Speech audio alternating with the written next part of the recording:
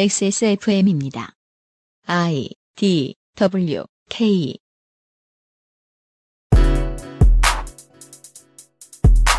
지금으로부터 6년 3개월 25일 전 서울 용산구 한강로 2가에서 일반인 5명과 경찰 1명이 목숨을 잃고 23명이 크고 작은 부상을 입는 사고가 있었습니다. 돈 때문에 사람이 죽으면 보통 죽는 사람은 어차피 그 돈 만질 수 있는 사람이 아니지요. 그런 희생은 억울할 수밖에 없습니다.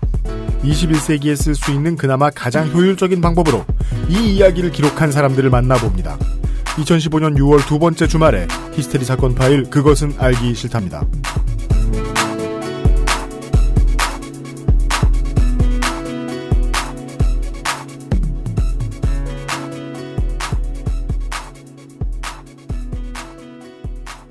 지구상에 계신 청취자 여러분, 그리고 언젠가부터 공산당의 원으로 인해 저희의 서버에서 지워지신 네? 중국에 계신 청취자 여러분.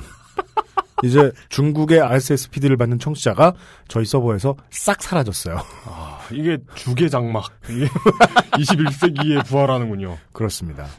이런 상황에서 우리가 중국에 가서 탁구라도 쳐야 되지 않나. 무슨 소리야. 핑퐁 뭐 이런 걸 해야 되지 않나. XSFM 책임 프로듀서 UMC입니다. 지금 듣고 계신 방송은 히스테리 사건 파일 그것은 알기 싫답니다. 이용상 임수석을 소개합니다. 안녕하십니까. 중국에서 탁구 한번 쳐봐야죠. 언젠간 해보고 싶은 겁니다. 우리의 유명세를 이용하여 네. 중국의 번화가에 탁구장에 가서 네. 그런 허황된 꿈도 꿨었죠. 네. 예. 해외에서 공개방송 언제 한번 못해보나. 예. 내 청취자의 집은 어디인가. 그렇죠. 자전거 타고. 네네. 그 동네 차려주시는 음식 먹고. 예. 가족들이랑 사진 찍고. 네네. 예, 총각이 있으면 어느 집, 소개팅하고. 선 보고. 네네. 네. 그죠. 후보가 될 만한 도시가. 예. 뉴욕, 실리콘밸리 언저리, 동경. 네. 예. 그리고 중국의 대도시들이 있었는데. 네. 셀 수 없는 대도시들이 있었는데. 일단은 증거로서는 싹 사라지셨다. 예, 중국의 청취자 여러분 힘내십시오. 다행히 거긴 메르스가 없어요. 그렇습니다. 우리나라보다 훨씬 빠르고 효율적인 네. 질병관리 시스템. 그렇습니다. 부러움을 전하면서. 예. 하지만 일부 진료 과목 성형외과 부분에 있어서는 세계 최고인 동네에 살고 있는 UMC입니다. 그렇습니다. 네. 부러움을 전하면서 오늘은 중국이나 여기나 별 다를 바 없는 보통 동네 사람들이 겪는 탄압의 문제를 오랜만에 한번 들춰내볼까 합니다. 광고를 듣고 돌아와서요. 2015년 6월 두 번째 금요일에 히스테리 사건 파일 그것은 알기 싫다는 에브리온 TV, 프리미엄 세이프 푸드 아임닭, 한 번만 써본 사람은 없는 빅그린 헤어케어, 두루 행복을 전하는 노건 간장게장, 커피보다 편안한 아르케 더치커피, 다 따져봐도 결론은 아로니아진에서 도와주고 있습니다. XSFM입니다. 이대리, 맨날 살 뺀다면서 점심에 웬 소세지야? 에이, 과장님, 이건 기름지고 짠 마트 소세지가 아니고요. 아임닭 닭가슴살 소세지예요. 이것도 닭가슴살이야? 한 입에 먹기 편하게 생겼네? 아이 참, 과장님, 아임닭 큐브잖아요. 국내산 현미가 들어가서 정말 부드럽고 다이어트에 딱이라고요. 질리지도 않고 먹기도 간편해서 요즘 다이어트하는 사람들은 다 이거 먹어요. 닭가슴살을 가장 맛있고 간편하게 먹는 법, 프리미엄 세이프 푸드 아임닭. 23일 동안 할 수 있는 일이 뭘까? 짧은 시간이긴 해. 월급날도 안 돌아왔잖아. 근데 난 23일 동안 두피가 좋아졌어. 미용실에서 뭐 쓰냐고 자꾸 묻는다? 정말로 전부 자연 유래 성분. 빅그린 투쓰리 약산성 트리트먼트. 난 그동안 다른 광고에 속고 살았나봐. Big Green 설페이트 프리. 냉장 숙성이 필요한 커피란 다시 말하면 냉장고에 넣어두기만 해도 좋은 아르케 더치커피. 커피아르케.com. 광고와 생활. 고객분들의 지속적인 요청으로 인해 아르케 더치커피에서 새로운 여러 가지 필터들을 추가해서 판매합니다. 이게 필터가 다르면 뭐가 다른가요? 근본적인 질문이죠. 심지어 저는 더 근본적인 질문을 할 수 있어요. 뭡니까? 필터가 뭡니까? 필터. 담배를 파나? 뭐지? 그러다가 이제 막 데카르트와 니체로 접근하게 되는 거예요. 무엇이란 무엇인가? 내가 생각한다고 해서 존재한다고 단정 지을 수 있는가? 이런. 혹은 뭐 이제 위즈 칼리파 이런 래퍼로 전이합니다. 무엇? 이런 말을 자주 하게 되죠. What? 네. 56mm 뭐 이건 무기인가요? 56mm 원형 필터 네. 2종과 이거 뭐 56mm 고사포 2종과 뭐 이런 거랑 비슷하게 들립니다만 2종입니다 여기서. 예. 45mm 세라믹 필터 1종입니다. 아이고. 뭔지 모르겠네요. 예. 뭐 아는 분들은 알아들으시겠죠. 그럼 이 필터는 세라믹이 뭐야? 도자기? 제가 대학교 때 타로 카드를 잘 보는 양반이 있었는데 네. 뭔가 이렇게 점괘를 얘기해주면서 자기는 막 말을 하면 난 이게 무슨 말인지 모르겠는데 본인은 알아듣지 이러면서 얘기하는 게 있었거든요. 예, 그렇습니다. 저희가 그런 말 하고 있는 느낌이 듭니다. 알아듣는 양반들은 알아듣겠죠, 뭐. 예. 네. 커피 아르케를 찾아주시는 커피 애호가 분들이 점점 늘어나고 있어. 저희로서는 안 그래도 이해 안 되는 물건들을 점점 그렇죠. 더 많은 종류를 들여 판매해야 하는 상황입니다. 이게 뭡니까? 네. 근본적인 생각을 하게 되더라고요. 네. 사실 우리가 진짜 이건 뭐다. 이렇게 이걸 읽고 있으면서도 정말 근본적인 질문. 도대체 이게 뭐지? 광고업자는 딱 두 가지만 봐요. 네. 파시는 분이 얼마나 정직할 것인가. 자기 물건에 자부심이 쩔 것인가. 그리고 써보신 분들이 얼마나 반응이 좋을 것인가. 딱 그게 두 개만 봐요. 그 나머지는 그걸 제외하고 나머지는 전문성이 없어 모르잖아요.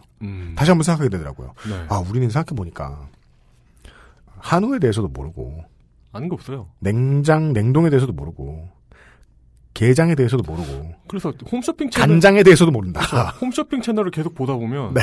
그분들이 정말 대단하다는 생각이 들어요. 그분들이 만약에 뭘 자꾸 이렇게 나블라블라 그러니까 뭘 팔잖아요. 예를 들어 뭐 기계식 키보드를 판다고 합시다.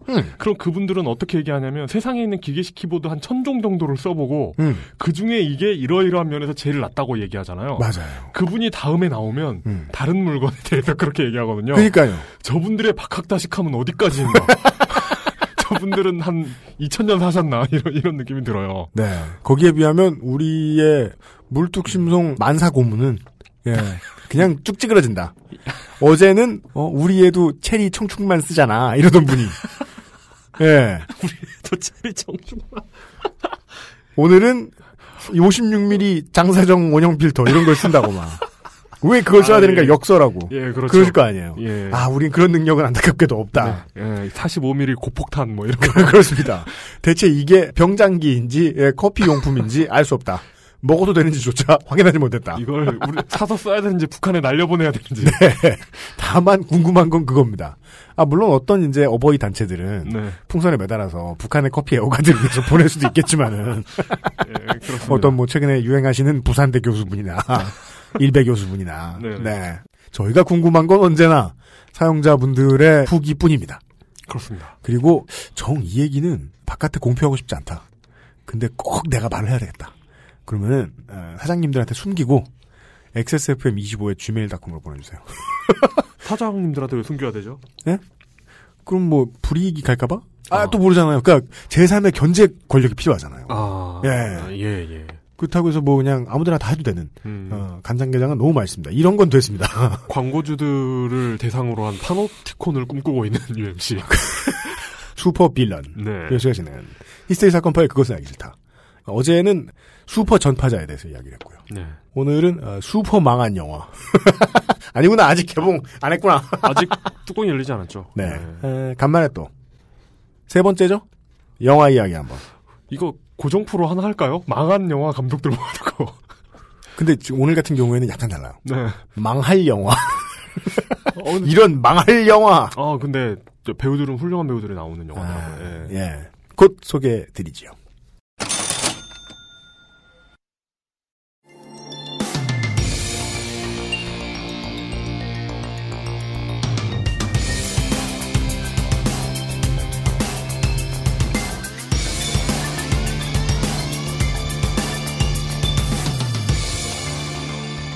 영화가 산책, 그 영화 알기 싫다. 지난달에 서대문구에서 철거 진압 중에 사고가 있었습니다. 사고가 났습니다. 진압 중에 철거민한테 경찰이 죽은 사건? 그 사람 아들도 깡패한테 죽었죠. 사람을 죽이셨어요. 그게 답니까? 윤진원 변호사님? 피해자가 아들을 죽인 게 경찰이라 그러죠. 헬로는 국선입니다. 잘 됐네. 사건 송치 자료 열람이 금지됐네요. 살살 합시다. 너 국선이지? 너 네 월급 그 법원에서 나오는 거야. 형, 진짜 안 되겠냐? 형이 도와줄게. 네 그 알량한 소송. 진압 중에 아들이 죽었는데 그 아버지는 100원을 청구한다. 돈 필요 없으니까 잘못을 인정해라, 국가가. 합의를 하려고 소송한 게 아닙니다. 전 국가가 책임이 있다고 생각합니다. 뭐든 뒤져서 만들어내. 어떻게 구했어? 저 이거 기사 씁니다. 지금 박재호를 살릴 수 있는 건 나지, 당신이 아니야. 그게 마지막 카드야.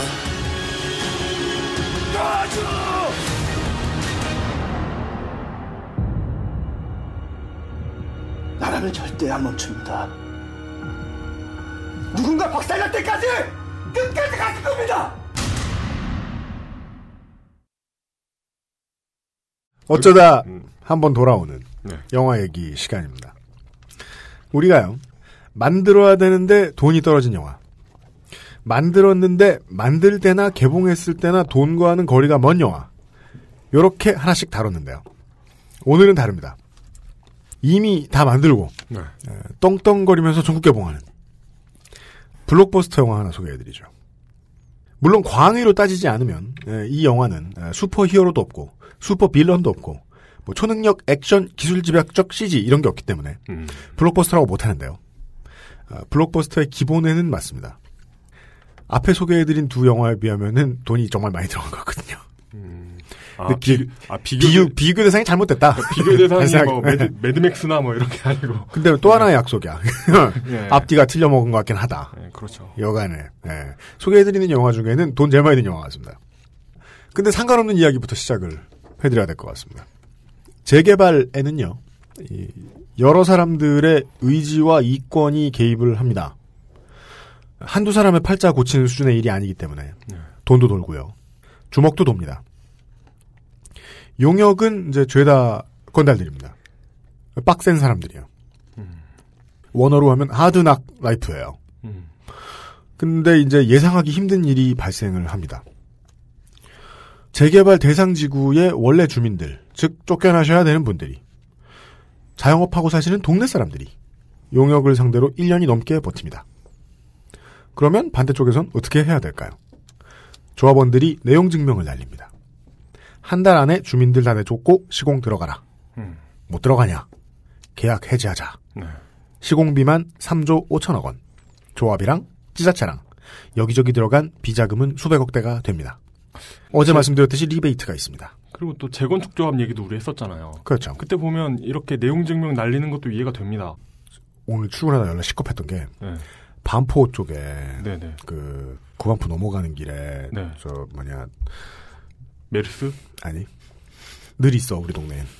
네. 그 아파트 재개발하면서 네네. 조속한 2주만이 재건축을 앞당긴다고 써 있는 거야. 우리가 이미 지적했던 거 아니에요. 그 무서운 건데. 걷다 대고 차를 몰고 출근하다 말고 거기 내려서 동네 사람들 이주하지 마시라고, 이상하지 마시라고. 거기다가 스피커 달고 그때 그 편, 그 녀석 나온 그 편. 네, 그 녀석 나온 그 편처럼 얘기할 수는 없잖아요. 네네네. 네. 리베이트만 수백억이 되는 게 맞습니다. 원래 그렇게 안 되면은 사람들이 일 열심히 안 합니다. 우리나라에선 그렇습니다. 그러면 그 큰 돈이 어디서 다 나오냐? 근데 상식적으로 건설사는 현금을 쥐고 있지 않습니다. 현금 쥐고 있으면 건설 안 해요. 다른 일 하죠. 네. 어느 순간 지체하다 보니까 이자만 100억에 육박하게 됩니다. 근데 이거는 재개발을 해야 되는 사람의 입장이고 입장 같은 거 안 가지고 있을 것 같은 경찰이 뭐가 급한지 속전으로 진압을 시작합니다. 통상의 방식하고도 다르고 경찰 진압 수칙에도 어긋난 진압을 합니다. 왜 어긋나느냐? 주민들하고 교섭을 한 적이 한 번도 없었으니까요. 재개발을 해야 되는 사람들이 대체 줄을 얼마나 높은 곳에 댄 건지 모르겠어요. 절묘한 타이밍에 공권력을 움직여줄 힘이 있을 줄까지 됐었을 거 아닙니까? 뭐 다 좋아요. 그런데 하필이면 거기서 사람이 목숨을 잃습니다. 철거 용역 피해자 5명과 경찰 1명이요. 공권력을요, 원하는 타이밍에 움직일 만한 세력이 있으면, 만약에 있다면 그들은 경찰의 희생자가 나온 게 다행이라고 여겼을 겁니다. 문제의 본질을 싹 덮어주니까요. 2009년에 설 연휴를 뒤덮었던 용산국제업무지구 4구역 철거 현장 화재 및 폭력 진압에 의한 사망사건, 즉 용산 참사에 대한 보도는요. 2009년 1월 말 내내 이어지다가 대체 누가 얼마나 센 놈이 문제의 본질을 감추고 싶어 했던 건지 언론에서 잘 안 보이는 곳으로 퇴장하고요. 2월 초에는 갑작스럽게 군포 연쇄살인 사건의 용의자에 대한 보도가 줄줄이 헤드라인을 꿰차고 앉는 방식으로 밀려납니다. 기억들 나실 겁니다. 네. 군포 연쇄살인 사건 보도는 흉악범죄라고 해도 너무너무 이례적으로 범인의 얼굴과 이름이 모두 다 공개가 됐습니다. 네. 그 잔인한 범죄 수법이 시간만 나면 선정적인 형태로 뉴스 채널에 도배가 됩니다.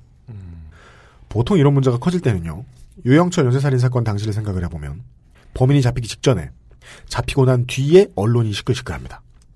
근데 이 사건은 범인이 잡히고 5일이 지나도록 뒷꼭지에 짧게 숨어있다가 검거작전이 진작에다 마무리된 상황에서 뜬금없이 대문으로 올라옵니다. 다른 사건을 덮기 위해 뒤지다가 간택된 사건이라는 인상을 받은 사람들은 이미 그때도 많았습니다.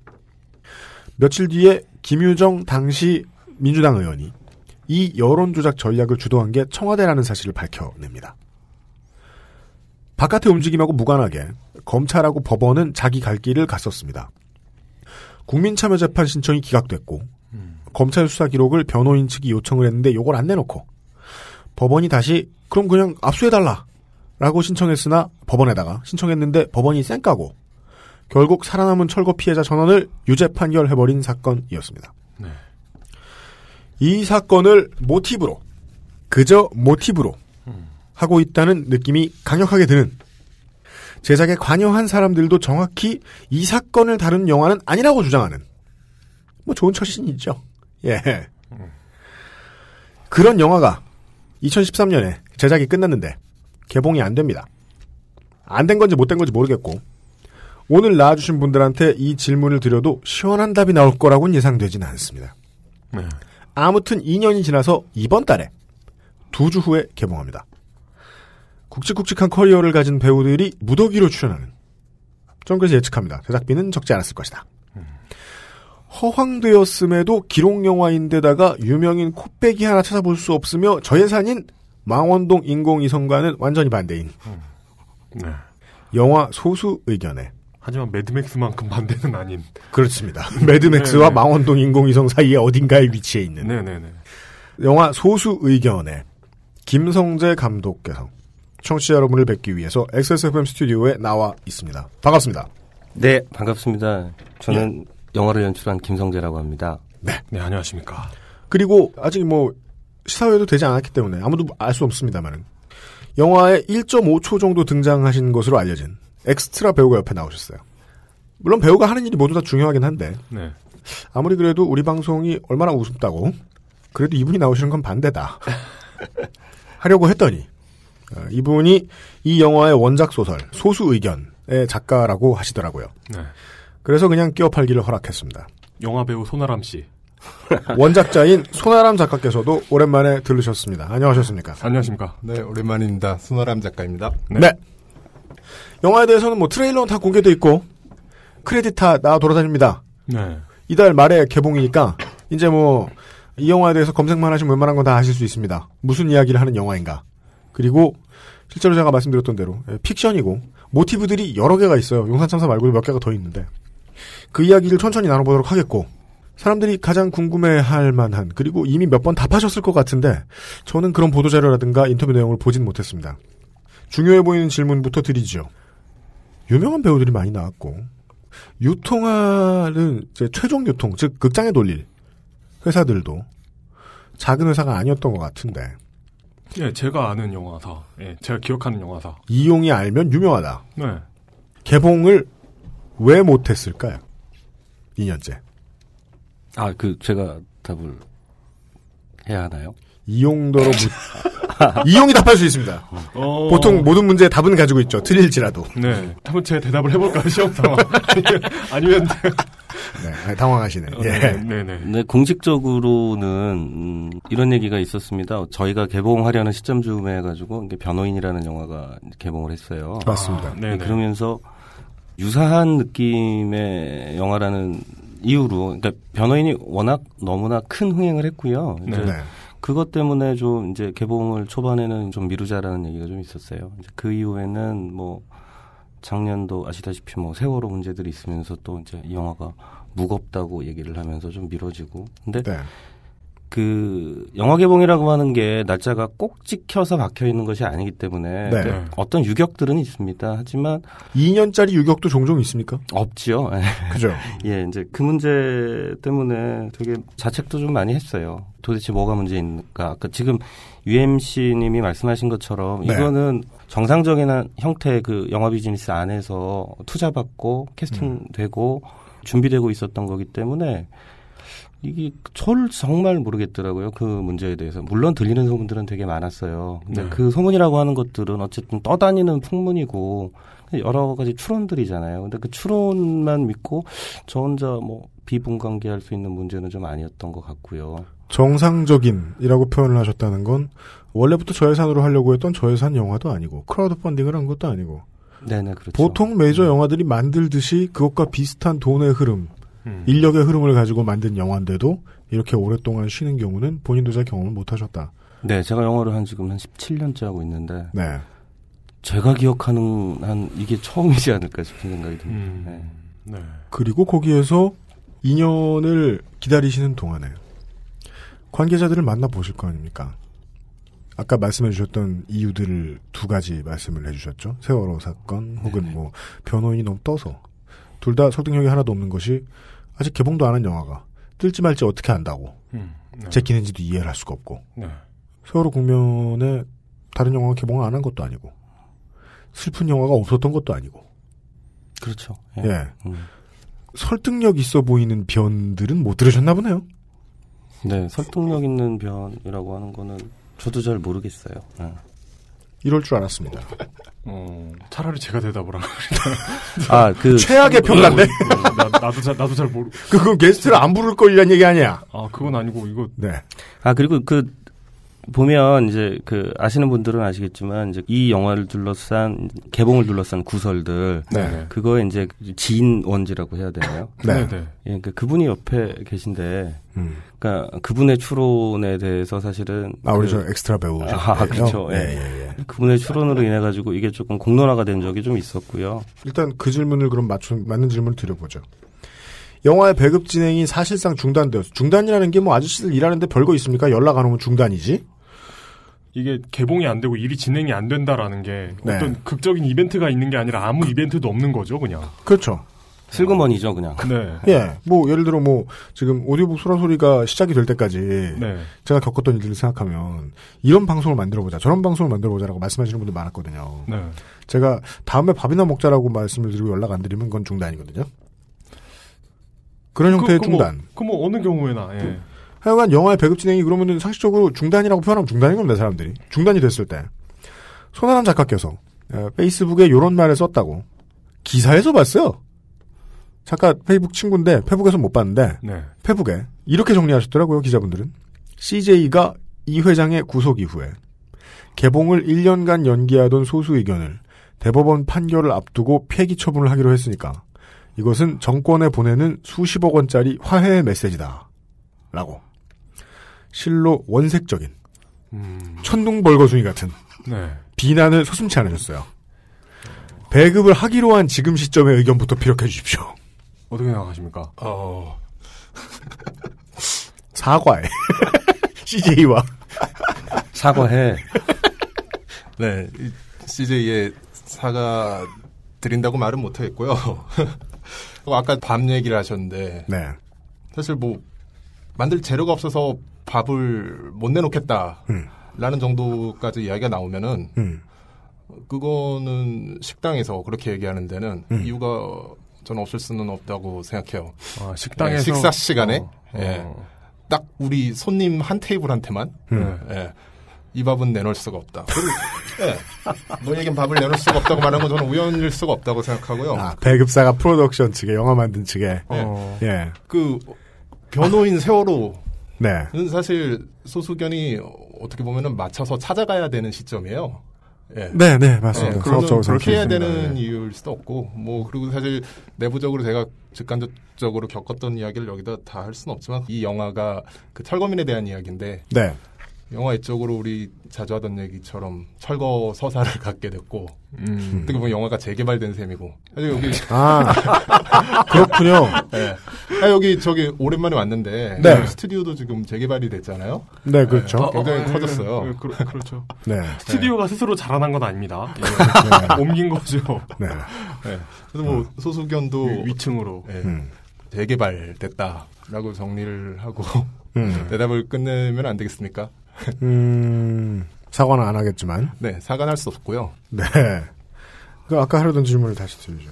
변호인 얘기는 영화에 대한 궁금증으로 드리는 겁니다. 2013년 6월에 촬영이 끝났다고 들었습니다. 네. 중요한 스토리가 이제 법정에서 이제 끌고 풀어지고 하는 영화라는 점에서 이걸 법정 드라마라고 대충 퉁쳐 부르면 법정이 나오는 영화에 대해서 좀 찾아봤거든요. 네. 법정 영화라고 치니까 법정 스님의 의자라는 다큐 영화가 나오더라고요.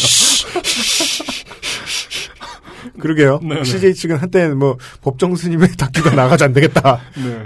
법정 스님 관련된 거 말고. 그래서 기사들을 뒤져보면 시기를 다르게 변호인하고 가져가기 위해서 네네. 처음에 생각했던 건 2013년 12월 변호인이 개봉했던 그 전에 개봉하려고 그랬다. 네, 그랬었습니다. 예.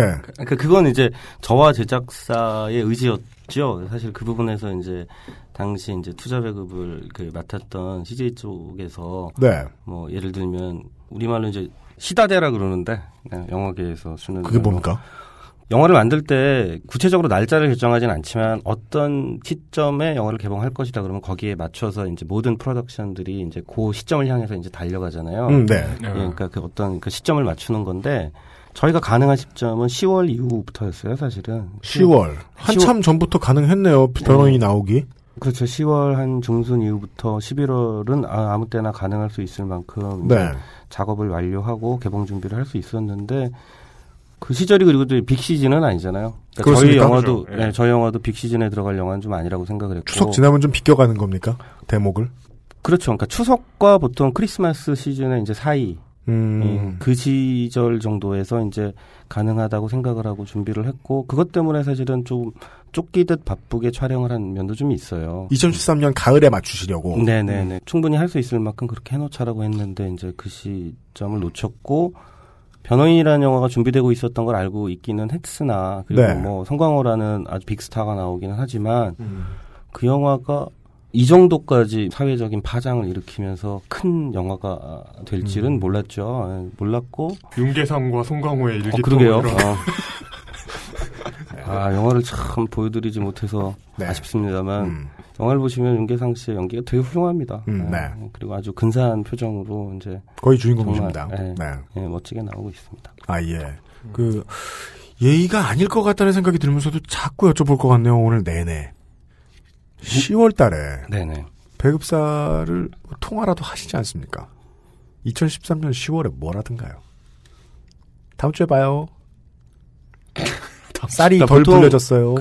보통 제가 직접 통화를 하지는 않죠. 그러니까 저는 이 영화 연출자이니까. 근데 네.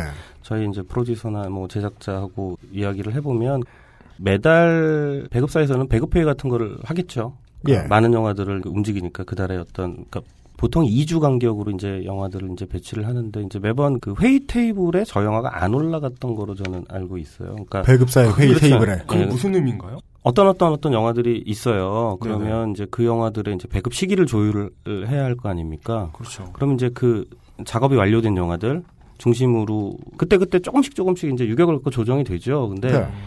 저희 영화가 그 테이블에 못 올라간 채로 차일피일 미뤄지는 방식. 아까 지금 그 UMC님이 말씀했던 것처럼 그런 거죠. 그러니까 딜레이되고 있다라고 하는 거는 뭔가 오늘부터 좀 딜레이를 하겠습니다가 아니잖아요. 그냥 통보가 그렇죠. 오는 게 아니잖아요. 네. 그러니까 그냥 어느 순간 이제 이게 회의에 어떤 재료로 올라가지 않고 그냥 쓱 한 달이 두 달이 그런 식으로 이렇게 흘러가는 거죠. 그러다 보면 적절한 시점을 놓치게 되는 거고 그렇다고 저희 영화가 뭐 구정이나 크리스마스 이브나 뭐 이런 날 개봉할 수 있는 영화가 아니라는 걸 알고 있었어요. 근데 그런 시즌이 와버리고 근데 그 시즌이 가버리면 또 다른 이제 그 비수기 시즌들 사이사이 들어가는 시즌들에서 또 한번 트라이를 하면 뭐 피드백이 없고 뭐 그런 식이었던 것 같아요. 그러니까 아예 회의의 안건조차 되지 못하는.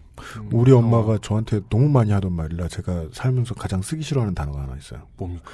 어영부영했군요. 어영부영. 아 그러네요. 네. 그게 제 인생이라고 우리 어머님이 생각하시는데 사람과 사람 사이의 커뮤니케이션을 가지고 상상을 대충 해보면은 프로덕션 분들이 배급사에 계속 전화를 해보시고 배급사 쪽에서는 무슨 대표이사가 받겠습니까?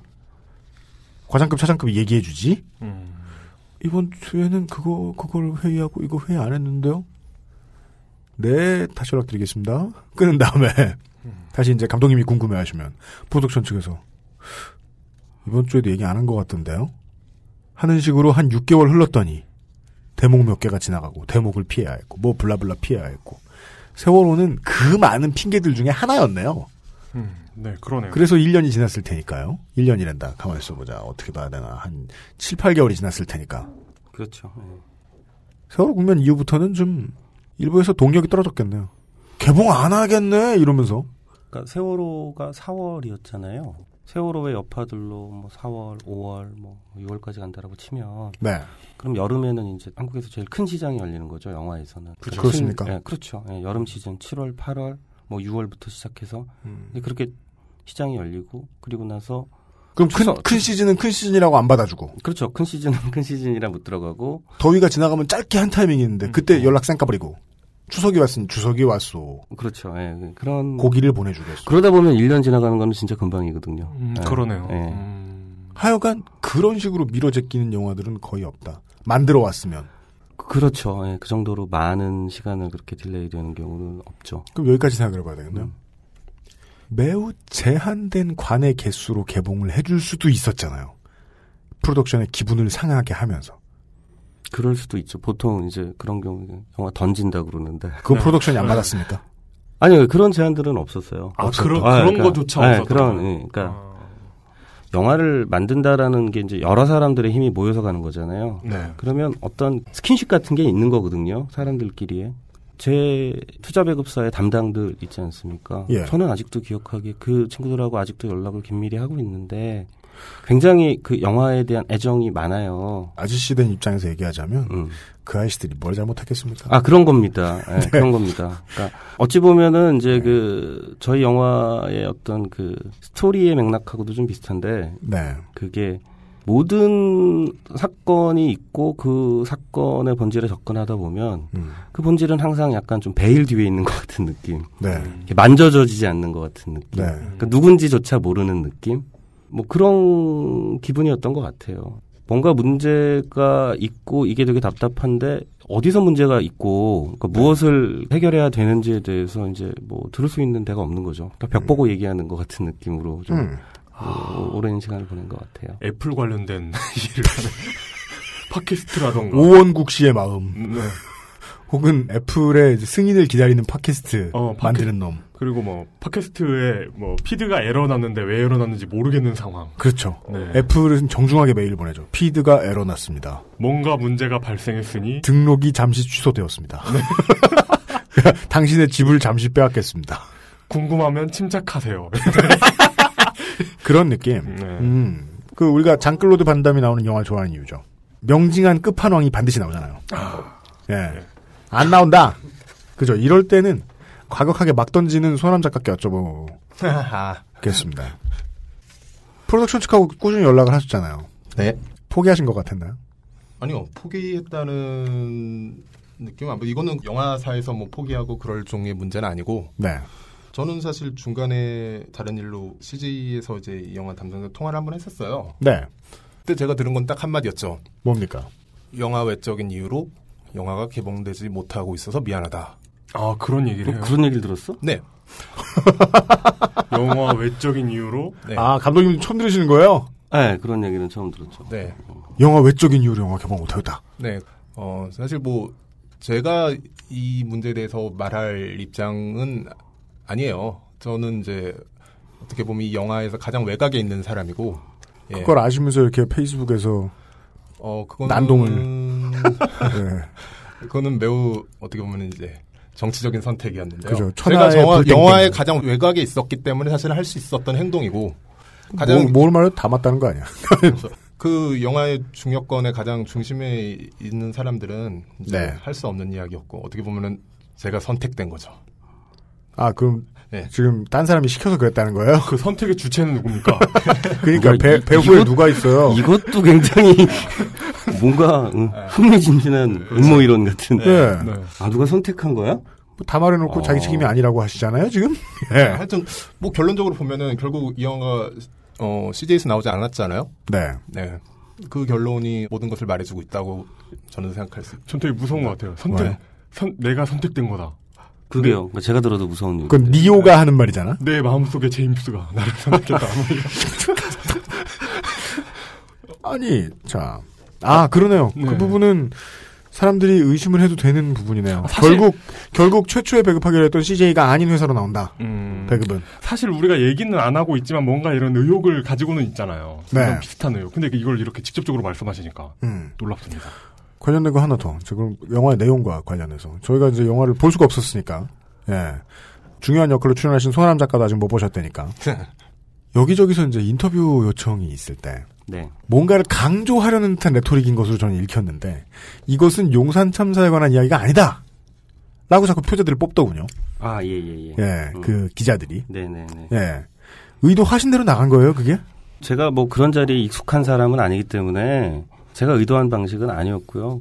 이런 건 것 같아요. 그러니까 영화가 제작이 되고 있는 순간부터 기자들이 이 영화는 그러니까 용산 참사에 대한 영화가 만들어지고 있다는 식으로 간혹 기사들이 나가기 시작을 하고 되게 많은 사람들의 머릿속에는 이 소수의견이라는 영화가 존재하지 않지만 알고 있는 사람들은 대체로 용산 참사 영화라고 알고 있더라고요. 근데 실제로는 지리적인 배경은 이게 실제로 있던 일도 아니지만 부가운동.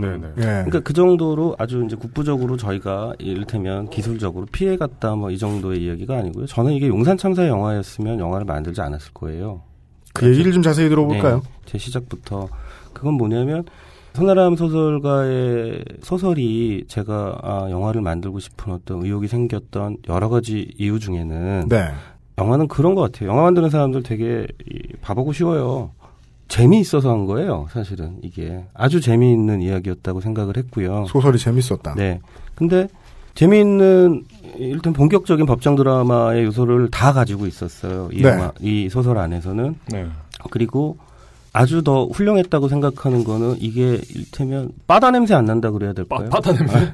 바다 냄새 나려면 법정 영화는 어떻게 돼야 돼요? 아니죠. 굉장히 바다 냄새 나는 한국 영화가 많다고 생각해요. 뭐냐면 예를 들어 특정 작품을 언급해야 하나요? 많은 언급해 주시면 전 좋을 것 같아요. 우리 모두 즐거워요. 감독님만 불행해지고. 본인의 불행과 법정 드라마뿐만 아니라 사실은 많은 한국 영화들이 보면 영화가 표현하고 있는 시대와 그 풍경 같은 게 있잖아요. 공기와 풍경 같은 거. 그렇죠. 한국 영화인데 이건 도저히 한국 같지 않은 상황과 설정과 이야기들로 가는 것들도 되게 많다고 생각을 해요. 물론 이제 그런 것들을 조선미녀 삼총사 이렇게 정확한 지적질. 조선미녀 삼총사. 저는 이 영화가 무겁고 진지하고 뭐 이런 거 이전에 너무 흥미가 있었고, 그리고 용산이었으면 안 했을 거라고 얘기하는 게 뭐냐면, 실화 영화라는 거에 대해서 저는 납득을 잘 못하겠어요. 실화면 실화고 영화면 영화인데, 영화는 가짜거든요. 픽션이면 픽션이고. 픽션이면 넌픽션이면 넌픽션인데, 그런 거 있잖아요. 진실을 쭉 얘기했다가 거기서 작은 거짓말을 해가지고 전체를 흐트러뜨리는 경우도 되게 많잖아요. 그렇죠. 그때는 보통 영화를 만드신 분의 의도보다 훨씬 심하게 부풀려지죠. 네네. 근데 이게. 그러면 허지웅 씨 같은 메시아 증후군이 있는 분들이 그건 사실이 아니고 영화라니까 이 바보들아 하면서 가르치는 척 하면서 즐거워하고. 그런 상황을 경계하셨다. 예전에 그런 역할 진중권 교수님이 하셨는데. 요즘에. 이게 용산을 직접적으로 다루었고 그 안에서 어떤 픽션이 들어간다라고 생각하면 굉장히 부담되는 일이라고 생각을 해요. 그렇죠. 그리고 그 당시 영화를 통해서 예를 들어서 제가 제일 싫어했던 표현들이 한때 유행했던 공분. 뭐 사회의 공분 뭐 이런 거 그다음에 힐링 뭐 이런 단어들 있잖아요. 저는 이런 게 뭔가 좀 오그라드는 느낌이었어요. 공분과 힐링. 그리고 공분이라는 말 저는 굉장히 선정적으로 다가오거든요. 그렇죠. 근데 소수의견이라는 영화를 만들고 싶었을 때는 이건 그러지 않아도 할 수 있겠다라는 생각이 좀 들었어요. 그런 것 없이. 공부라니 소분. 그런 거 없이 담담하게 가면서도 본격적인 법정 드라마를 만들면서 어떤 변호사의 성장담을 다루면서 그 이야기를 둘러싸고 있는 그 사회적인 공기와 시대의 풍경 같은 것들은 21세기 넘어와서 제가 느끼고 있는 한국 사회의 풍경 같은 거라고 생각했거든요. 저는 너무 하고 싶었어요, 이 영화를. 그렇게 시작을 했었던 것이고, 그럼에도 불구하고 용산 참사가 이 소설을 쓰게 한 모티프 이런 거는 됐다고 생각을 해요. 모티프는 아주 작은 것도 될 수 있으니까. 네, 그렇죠. 모든 창작은 어떤 모티프가 있잖아요. 네. 가상의 무엇을 만들어내지만 실제 있는 것처럼 느껴지게 하는 게 또 어쩌면 영화적인 이야기를 만드는 방식이잖아요. 두 분에게 같이 드려야 하는 제 질문이 되겠네요. 그러면 이제 그러니까 어떤 레토릭을 선택해야 되냐의 문제인데 무슨 레토릭을 버리고 실화를 바탕으로 한 영화. 라는 레토릭은 좀 그런 수식은 가능한 한 피하고 싶으셨다. 네, 저는 그랬습니다. 근데 그렇다면 그냥 우리가 중딩 때 배우던 그냥 픽션의 기본적인 개념에 천착하면 되는 겁니까? 그냥 있을 법한 일의 구성?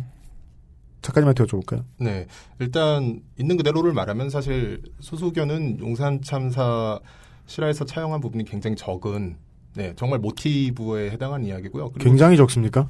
네. 사례로 설명해 줄 수 있겠습니까?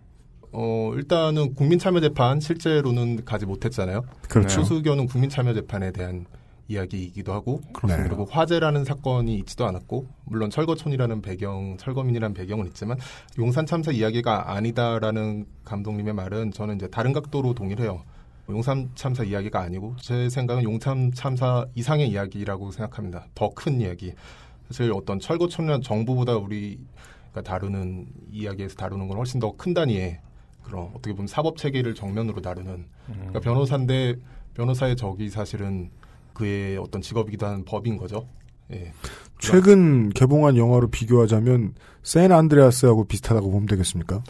있을 수 있는 큰 일이잖아요. 그렇죠. 땅이 갈라지고 사회가 무너지고. 그리고 실제로 비슷한 LA 지진 같은 것도 있었고. 그러니까요. 그래서 보지 않아서 대답하기 곤란한데요. 재밌을 것 같아요. 매드맥스보다는 산안드레스에 가깝다. 아까부터 점점 범위를 줄여나가고 있습니다. 네. 아까 감독님이 이제 공분, 힐링 이런 걸 피하고 싶었다. 근데 그거는 정말 저도 제가 처음에 소설을 쓸 때부터 가장 크게 염두에 뒀던 부분이고 소설도 그렇고 영화도 그렇고 이 이야기는 지금까지 기본적으로 이런 주제를 다루는 이야기들이 취하지 않았던 전략. 저희는 독자나 관객을 그런 식으로 설득하는 전략보다는 오히려 재미로 압도하겠다. 사실 재미를 가장 중요하게 생각한 부분이고요. 네. 우리는 법률을 정면으로 다루기 때문에 어떤 법률 게임이라든지 법률 드라마가 할 수 있는 어떤 가장 중요한 부분을 놓치지 않으려고 했고 용산 참사를 실화로 다뤘다는 거는 어떻게 보면 그 감독님이 이제 자주 얘기하시던 기시감이다. 네. 기시감? 어디서 봤던 것 같은 느낌이다. 그렇죠. 예. 제가 이제 언론에 익숙하지 않아서 그런 걸지도 모르겠는데요. 네. 어쨌든 간에 언론은 계속 이게 용산 참사 영화라고 했을 때 제가 예를 들면 2년 동안 개봉도 못했고 힘들고 부담되고 어깨가 무겁고 이래서 용산을 부인하는 게 아니고요. 그러니까 그렇죠. 정확히 얘기를 하자면 이것은 용산 참사를 직접적으로 다룬 이야기는 아니라는 건 좀 얘기를 하고 싶었던 거예요. 근데 그렇게 얘기를 해도 결국 언론에서 나가는 방식이라는 걸 그 일부분이 따지면 뭔가 되게 부인하는 것처럼 보이더라고요. 그래서 개봉이 얼마 남지 않았지만은 그 남은 기간 안에서도 이 얘기를 내가 구구절절히 할 필요는 없겠구나. 그 머릿속으로 그런 생각 해봤어요. 그러니까 2014년도 이후에 지금 한국에서 타이타닉 같은 영화가 만들어져요. 그 영화의 디테일을 구성하고 테마를 좁혀나가고 관객들한테 그 공감의 코드를 가져가고 이런 흥미있는 이야기를 구성한다고 해도 그게 세월호로부터 나는 자유로울 수 없을 거라고 생각하거든요. 대중의 기시감으로부터 자유로울 방법은 없다. 그렇죠. 근데 이걸 듣는 분들한테 어떻게 들릴 것 같냐면 어쨌든 소수견은 2년간 별다른 이유 없이 이유가 있는지는 모르겠지만 이유를 알 수 없게 개봉이 지연됐던 영화고 그 이유가 혹시 영화 내부에 있는지 확인할 수 있는 시간이 얼마 안 남았습니다. 그러니까 어쩜 영화가 정말 엉망이라 그런가 이런 자책도 정말 많이 했죠. 근데 네. 그런 상황이고 이게 뭐 CJ 말씀도 하셨고 네. 손나람 작가님께서 그런데 이런 상황에서 용산 참사와의 관련성을 감독이 부인하고 있다. 이게 듣는 사람들 입장에서는 뭔가 좀 비겁해 보일 수도 있는 상황인 것 같아요. 그러니까 그게 저는 딱히 미디어 프렌들리하진 않다. 이재명 시장이었으면 정반대로 했을 것이다. 바로 그겁니다. 그렇지. 네. 저는 이렇게 정리하고 싶어요. 저는 제가 말하고 싶은 거는 용산 참사 이야기로 했을 때 항상 이제 진영 논리로 갈릴 때 평가받는 게 좀 반정부적인 입장이다. 네. 그렇죠. 근데 저희 영화의 스탠스는 그것 이상이거든요. 훨씬 더 극단적. 저는 무정부주의에 가까운. 왜냐하면 저희는 어떤 특정한 정권이나 정부에 대해서 그런 정책에 대해서 반대하는 것 이상의 어떤 사법 체계라는 건 대한민국으로 국한해도 반세기 이상의 역사를 가지고 있고 그 안에서 어떤 법이 작용하는 방식을 어떤 정면으로 들이받고 싶은데 그것을 어떤 철거촌의 어떤 프레임에다가 가다 놓는 것 이제 그것들이 저희는 오히려 그 온건하다고 저 같은 경우는 굉장히 온건하고 어떻게 보면 쉬운 해석 가장 한복판에 있는 소재는 법이군요. 그렇죠. 그 중심 인물들을 철거민으로 선택하지 않았던 것도 어떤 그 중간자적인 시선에서 철거민을 규율하고 지배하고 사람들을 지배하는 건 법이란 말이에요. 그 법을 다루는 직업인 사람이 다뤘을 때 어떤 나타나는 어떤 연쇄작용, 화학작용들을 좀 보여주고 싶었고요. 그래서 저는 용산 참사에 대한 이야기가 뭐 이다 아니다. 물론 저는 모티브로 했던 건 맞고 하지만 제가 처음 시작했을 때는 사실 용산 참사보다 이전에 시작했어요. 중간에 분명히 영향을 받긴 했지만은 그 사건의 이제 법률적인 진행에서 저는 영향을 받았고요. 네. 그 전에 제가 처음 시작하고 싶었던 이야기는 만약 국민이 국가를 상대로 싸우게 된다면 국가가 국민이 적이 되는 상황 그리고 그 적이 사용하는 무기가 법인 상황이 왔을 때 무대를 법정으로 가져갔을 때 어떤 일이 일어날 수 있을까. 그 이야기로 하는 과정에서 굉장히 용산 참사 사건에는 의미 있는 심장한 그런 일들이 많이 일어났어요. 좀 이해할 수 없는 일도 많이 일어났고. 그래서 그건 모티브가 된 거는 사실이지만 용산 참사 이외에도 수많은 실제 했었던 사건들의 어떤 케이스에 영향을 많이 받았고. 그래서 뭐 용산 참사가 아니다라고 말하는 거는 말씀하실 때 좀 비겁하게 들릴 수 있어요. 저는 용산 참사 이상이다. 그럼에도 불구하고 저는 그 코드는 이해가 되네요. 우리가 이제 정확히 손나람 작가 나오셨을 때는요. 이창근 씨 아니셔도 굴뚝에 계셨던 분들은 많잖아요. 그렇죠. 높은 곳에 올라가셨던 맞습니다. 분들은. 예, 그런 겁니다. 예. 제가 지금 이제 손나람 작가 얘기를 들어보니까 구체적으로 저는 이 책이 정말 너무 흥미를 가졌던 건 결국은 굉장히 어려운 질문을 해요. 이 소설에서는. 그게 뭐냐면 법이란 과연 무엇인가 뭐 이런 질문이었던 것 같아요. 근데 그 질문을 이렇게 이야기꾼으로서 풀어내서 소설로서 너무 흥미있게 읽었거든요. 이 도대체 어떻게 풀리지 뭐 이런 느낌들 있잖아요. 그러니까 재미있는 소설이었어요. 그냥 한마디로. 근데 재미있는 소설이 주는 질문은 되게 크고 무거웠죠. 책은 좋은 법에 대한 생각을 하게 하는 선생 같은 노릇을 했던 것 같은데 영화를 해석을 했을 때 문제는 이 질문을 온전히 소설처럼 전달하는 거는 일단 뭐 제가 깜냥이 안 된다는 생각이 들고 영화는 그러기에 소설만큼 적합한 매체는 아니라고 생각을 했어요. 그러니까 훨씬 더 인물을 통한 공감의 요소들이 더 많아야 된다는 생각을 했거든요. 결국은 제가 가끔 이 영화를 둘러싸서 하는 얘기입니다만 그 법이란 무엇인가, 국가란 무엇인가 이런 것들이 결국 영화 안의 인물로서 그러니까 제가 구축해 나가는 캐릭터로서 이렇게 쭉 풀어나갈 때는 결국은 한 인간이 갖는 염치라는 게 뭐지? 이렇게 정리가 되는 방식이었거든요. 근데 이 이야기를 하면서 법정이 등장하고 피해자인 철거민이 등장하고 또 다른 피해자인 의경이 등장을 합니다. 그렇죠. 이건 죽은 의경에 대한 이야기이기도 하거든요. 근데 이런 영화를 한다고 했을 때 사람들한테 가장 쉽게 이해하는 방식으로 너무 손쉽게 용산 참사에 대한 영화라고 하는 건 제가 유가족들 사고로 상처 입고 그 비극을 온몸으로 견디는 그분들한테 너무너무 죄스러운 거예요. 아니다. 오히려.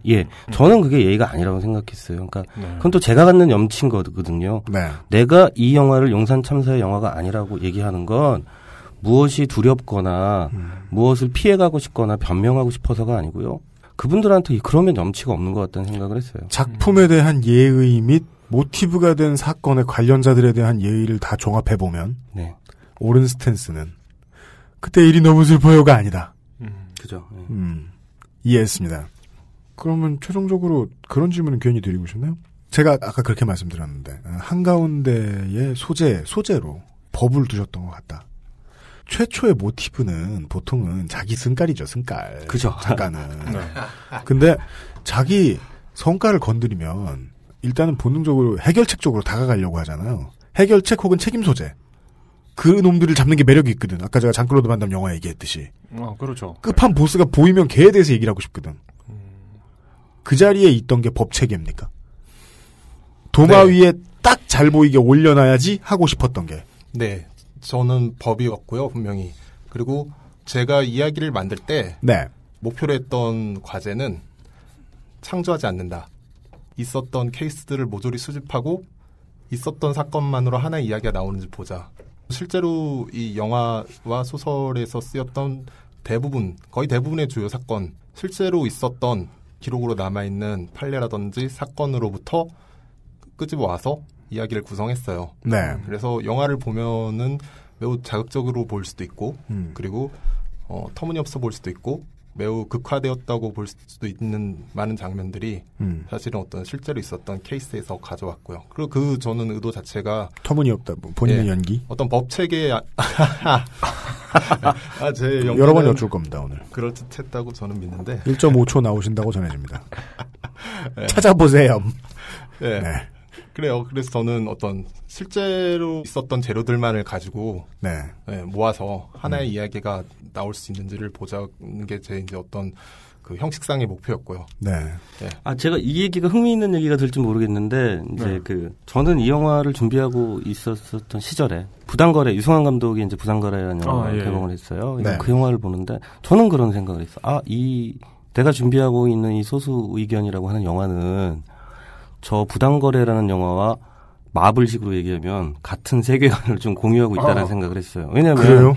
그 영화는 그때 군포연쇄 살인 사건과 같은 그 사건이 메인 사건인 거거든요. 네. 그러니까 누군가가 계속 죽어나가죠. 그 연쇄살인범을 범인을 만들어라 뭐 이러면서 이제 그랬던 영화잖아요. 그러니까 보셨던 분들은 기억이 날 거예요. 네네네. 근데 그 이면에 그 영화 속 세계에서 같은 세계관을 공유하고 있고 그 일이 벌어질 때 다른 한편에서 그러니까 한편 그때 부가연동에서는 이러면 나는 이 영화가 된다고 생각을 하면서 했던 것들이 기억이 나네요. 왠지 둘 중에 하나는 스파이더맨이어야 될 것 같고 나머지 하나는 데드풀이어야 될 것 같네요. 그 공유하는 세계관은 그냥 대한민국입니까? 그렇죠. 네. UMC께서 그 초반에 이제 말씀드렸던 것처럼 그러니까 이건 용산에 대한 얘기를 하면서 한쪽에서는 비극이 일어났고 다른 한쪽에서는 무시무시한 연쇄살인마가 검거가 됐어요. 그리고 묘하게 타이밍은 절묘하게 맞았고 영화에서도 좀 비슷하게 그걸 다루고 있잖아요.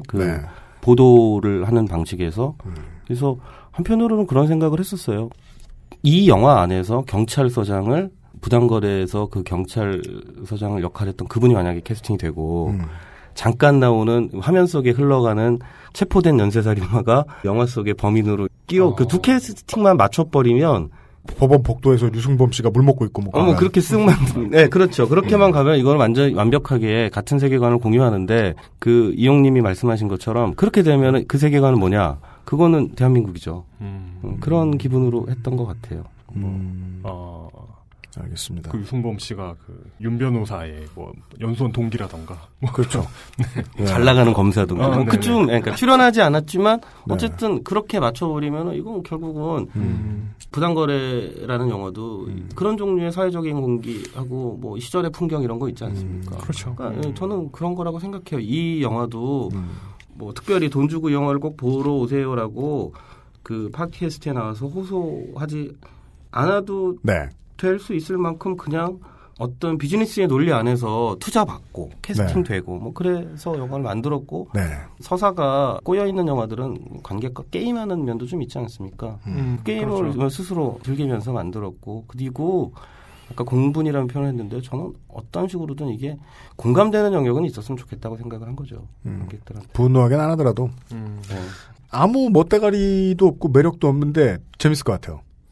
무슨 부당거래 2 뭐 소수의견 2, 뭐 퍼스트 프로세큐터 뭐 이런 영화 나와가지고 나중에 어벤져스처럼 진짜 멋대가리는 하나도 없는데 되게 흥미롭다. 예.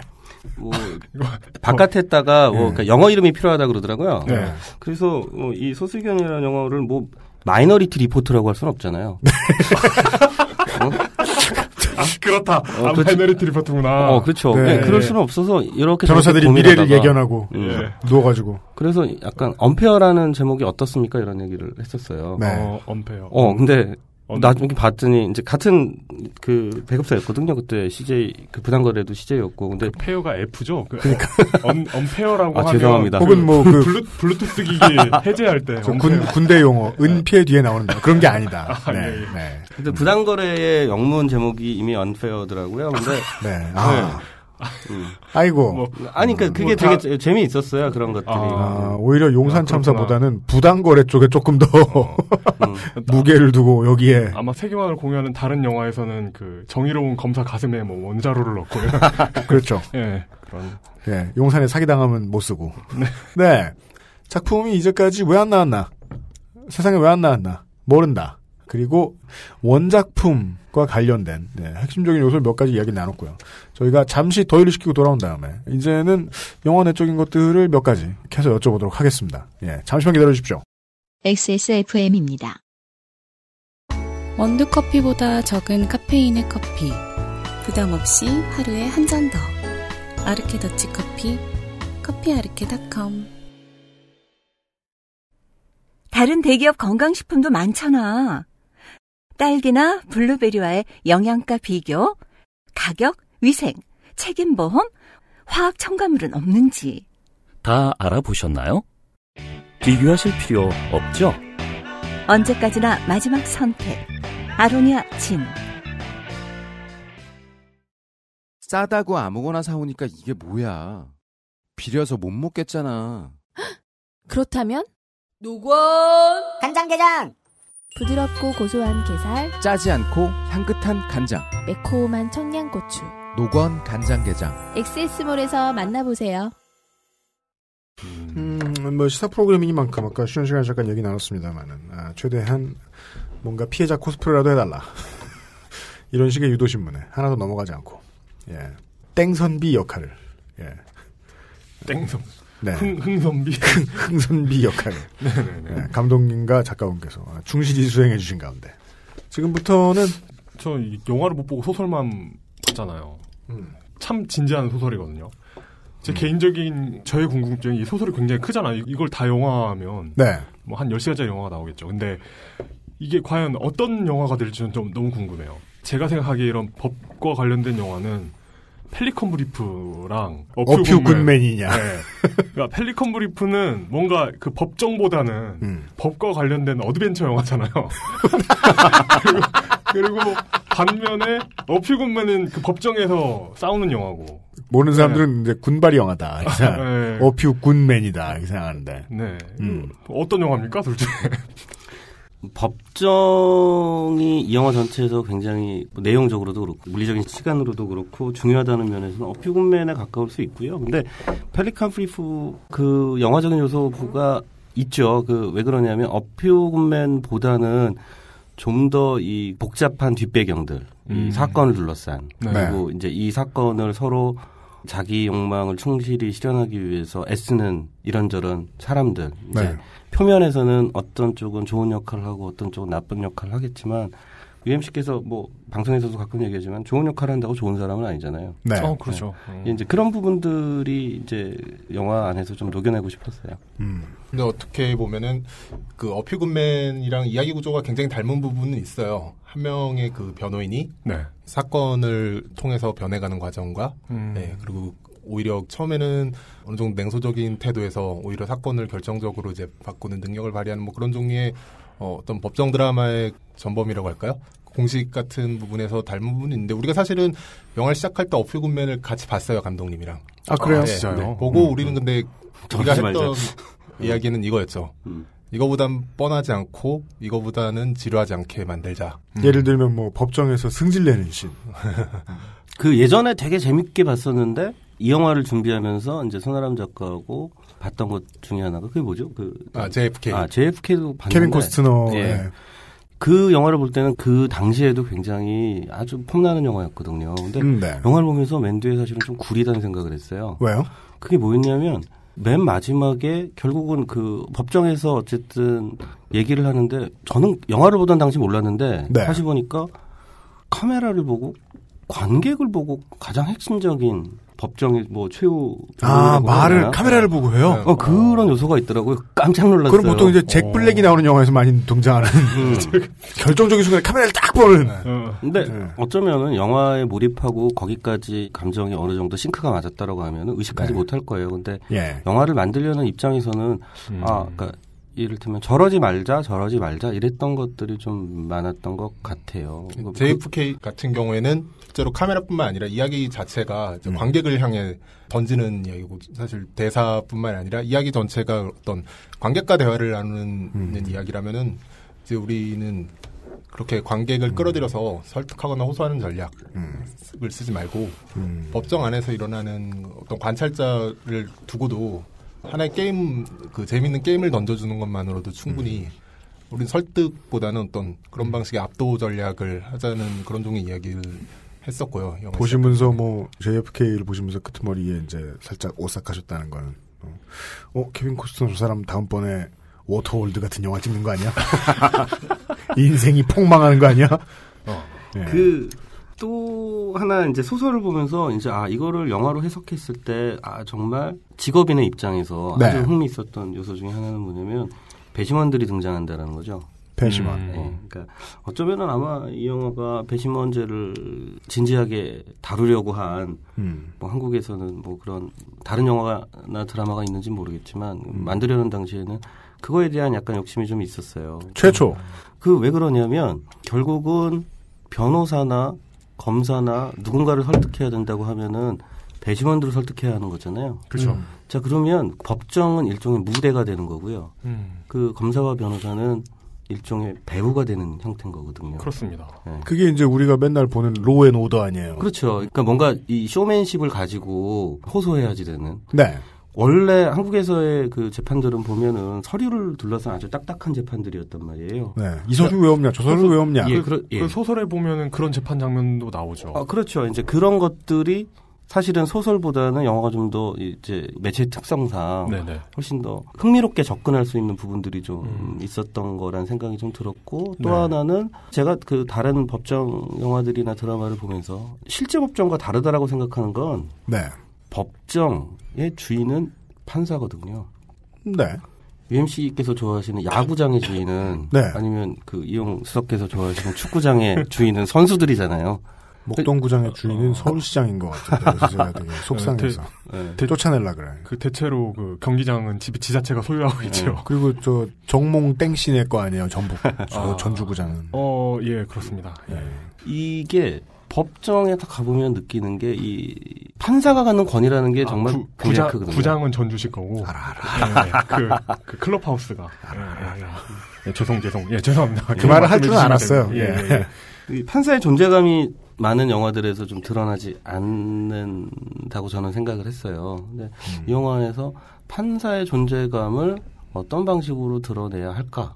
이런 것들에 대한 좀 고민도 좀 있었던 것 같고요. 이제 그런 면에서 조금은 디테일한 측면에서 법정이 이전에 표현됐던 법정과 다른 방식으로 영화적으로 좀 표현해보고 싶다라는 욕심이 있습니다. 이런 고민을 이제 각본 내의 카운터 파트너이신 김희성 씨와 윤계상 씨는 잘 이해하셨다고 생각하십니까? 완성본을 보시니까?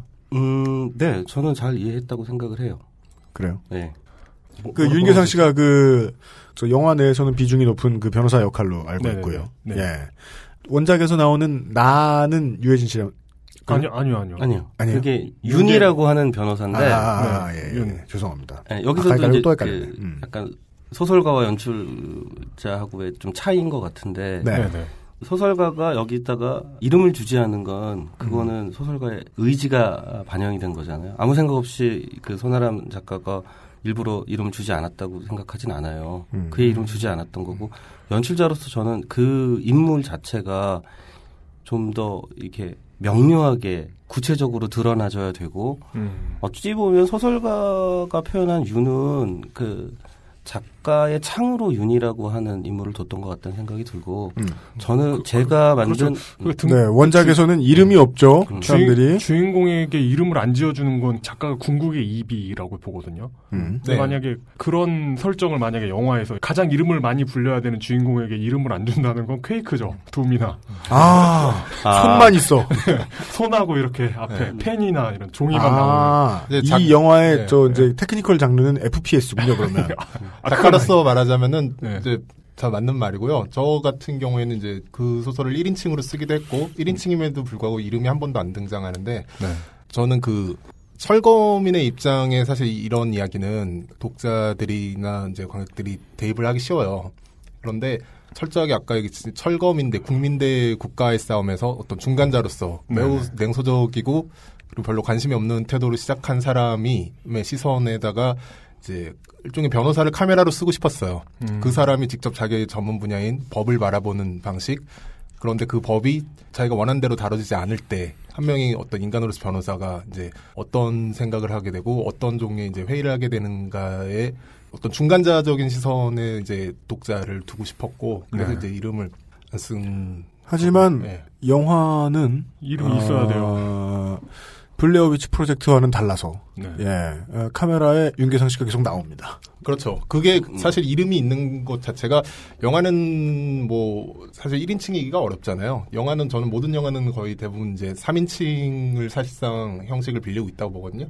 그랬을 때 3인칭에서 바라본 세계에서 한 명의 인물인 그리고 가장 중요한 인물에게 이름이 없다는 거는 좀 어떻게 보면 이질적일 수 있는 거고. 이름은 다 붙었어요. 그러니까 1인칭일 때는 이름이 없어도 돼요. 둠도 그냥 둠가이잖아요. 그죠? 네. 그래서 내가 플레이하면서 기억하고 있는 세상엔 난 없어요. 괴물들만 터져나가지. 맞아요. 그것이 이제 법과 국민의 싸움, 국가와 국민의 싸움. 그걸 그려내기 위해서 영화에서는 윤계상 씨가 2인칭이 아니고 3인칭으로 등장을 하셨고. 그리고 그게 이 윤계상 씨 역할로 가장 많이 쳐다보게 된 인물 김희성 씨 검사. 네. 두 분의 역할이 원작에 비해 컨버전이 많이 됐을 텐데 그 배우분들의 역할에 대해서 좀 여쭤보고 싶은 거예요. 이것들을 처음에 어떻게 소화를 하실 생각이셨으면 어떻게 대화로 풀어나가셨으면 이 두 분의 역할을 제일 중요했을 텐데. 김희성 선배가 연기하는 이제 홍재덕이라고 하는 인물은 어떤 강한 신념을 갖고 있는 인물이죠. 근데 그 신념 자체가 뭐 왜곡되거나 아니면 비뚤어져 있다 할지라도 그 형이 믿고 가는 것이 되게 중요했고요. 그리고 홍재덕은 사실은 등장하는 횟수가 그리 많지 않아요. 그리 많지 않은데도 불구하고 상징적으로 보면 사실은 그가 영화 속에서는 잘못 사용되는 법 혹은 국가 뭐 그 자체일지도 모르겠다는 생각을 좀 했었죠. 그런 역할이시죠. 그런 부분들에 대해서 설득력을 갖게 하는 거는 영화 편하게 보려고 하시는 분들이 볼 때는 재수 없는 역. 그렇죠. 굉장히 재수 없는 역이죠. 근데 그 재수 없는 정말 충분히 재수 없으신가요? 사람 그렇죠. 말고 영화 보면. 영화 안에서요. 그렇죠. 근데 이제 재수는 없지만 정말 저래 뭐 이런 기분이 들어야 되는 것들이 있잖아요. 정말 저렇게 돌아가느냐. 그런 기분을 좀 갖게 하고 싶었어요. 그다음에 이제 사실상 증거를 이제 보여주지 않거나 함으로써 조작하고. 그렇죠. 그 사실에 대해 당당하며. 가장 쉽게 떠오르는 단어는 이런 거였어. 무례하고, 오만하고, 그다음에 무자비하고 뭐 이런 느낌들이 그냥 그 인물 안에서 이렇게 드러나는 것들. 어쩌면은 무례한 사회에 살고 있다는 생각도 좀 들거든요. 맞아요. 그래서 그건 이제 그럼 아마 윤계상 씨의 역할도 그렇겠네요. 처음에 무관심. 이거 뭐야? 철거민이 누굴 죽였네? 피곤해? 이거 왜 국선 나한테 와? 이런 그냥 마인드로 접근했다가 점점 온도가 올라가는. 그러니까 그게 어떤 클리셰일 수도 있는데요. 저는 사실은 제일 안 하고 싶었던 방식은 주변에서 어쩌면 제일 편하다고 생각하는 방식은 그런 거였던 것 같아요. 뭐냐면 양아치 변호사가 개과천선하는 스토리죠. 그게 제일 흔하죠. 어퓨굿맨.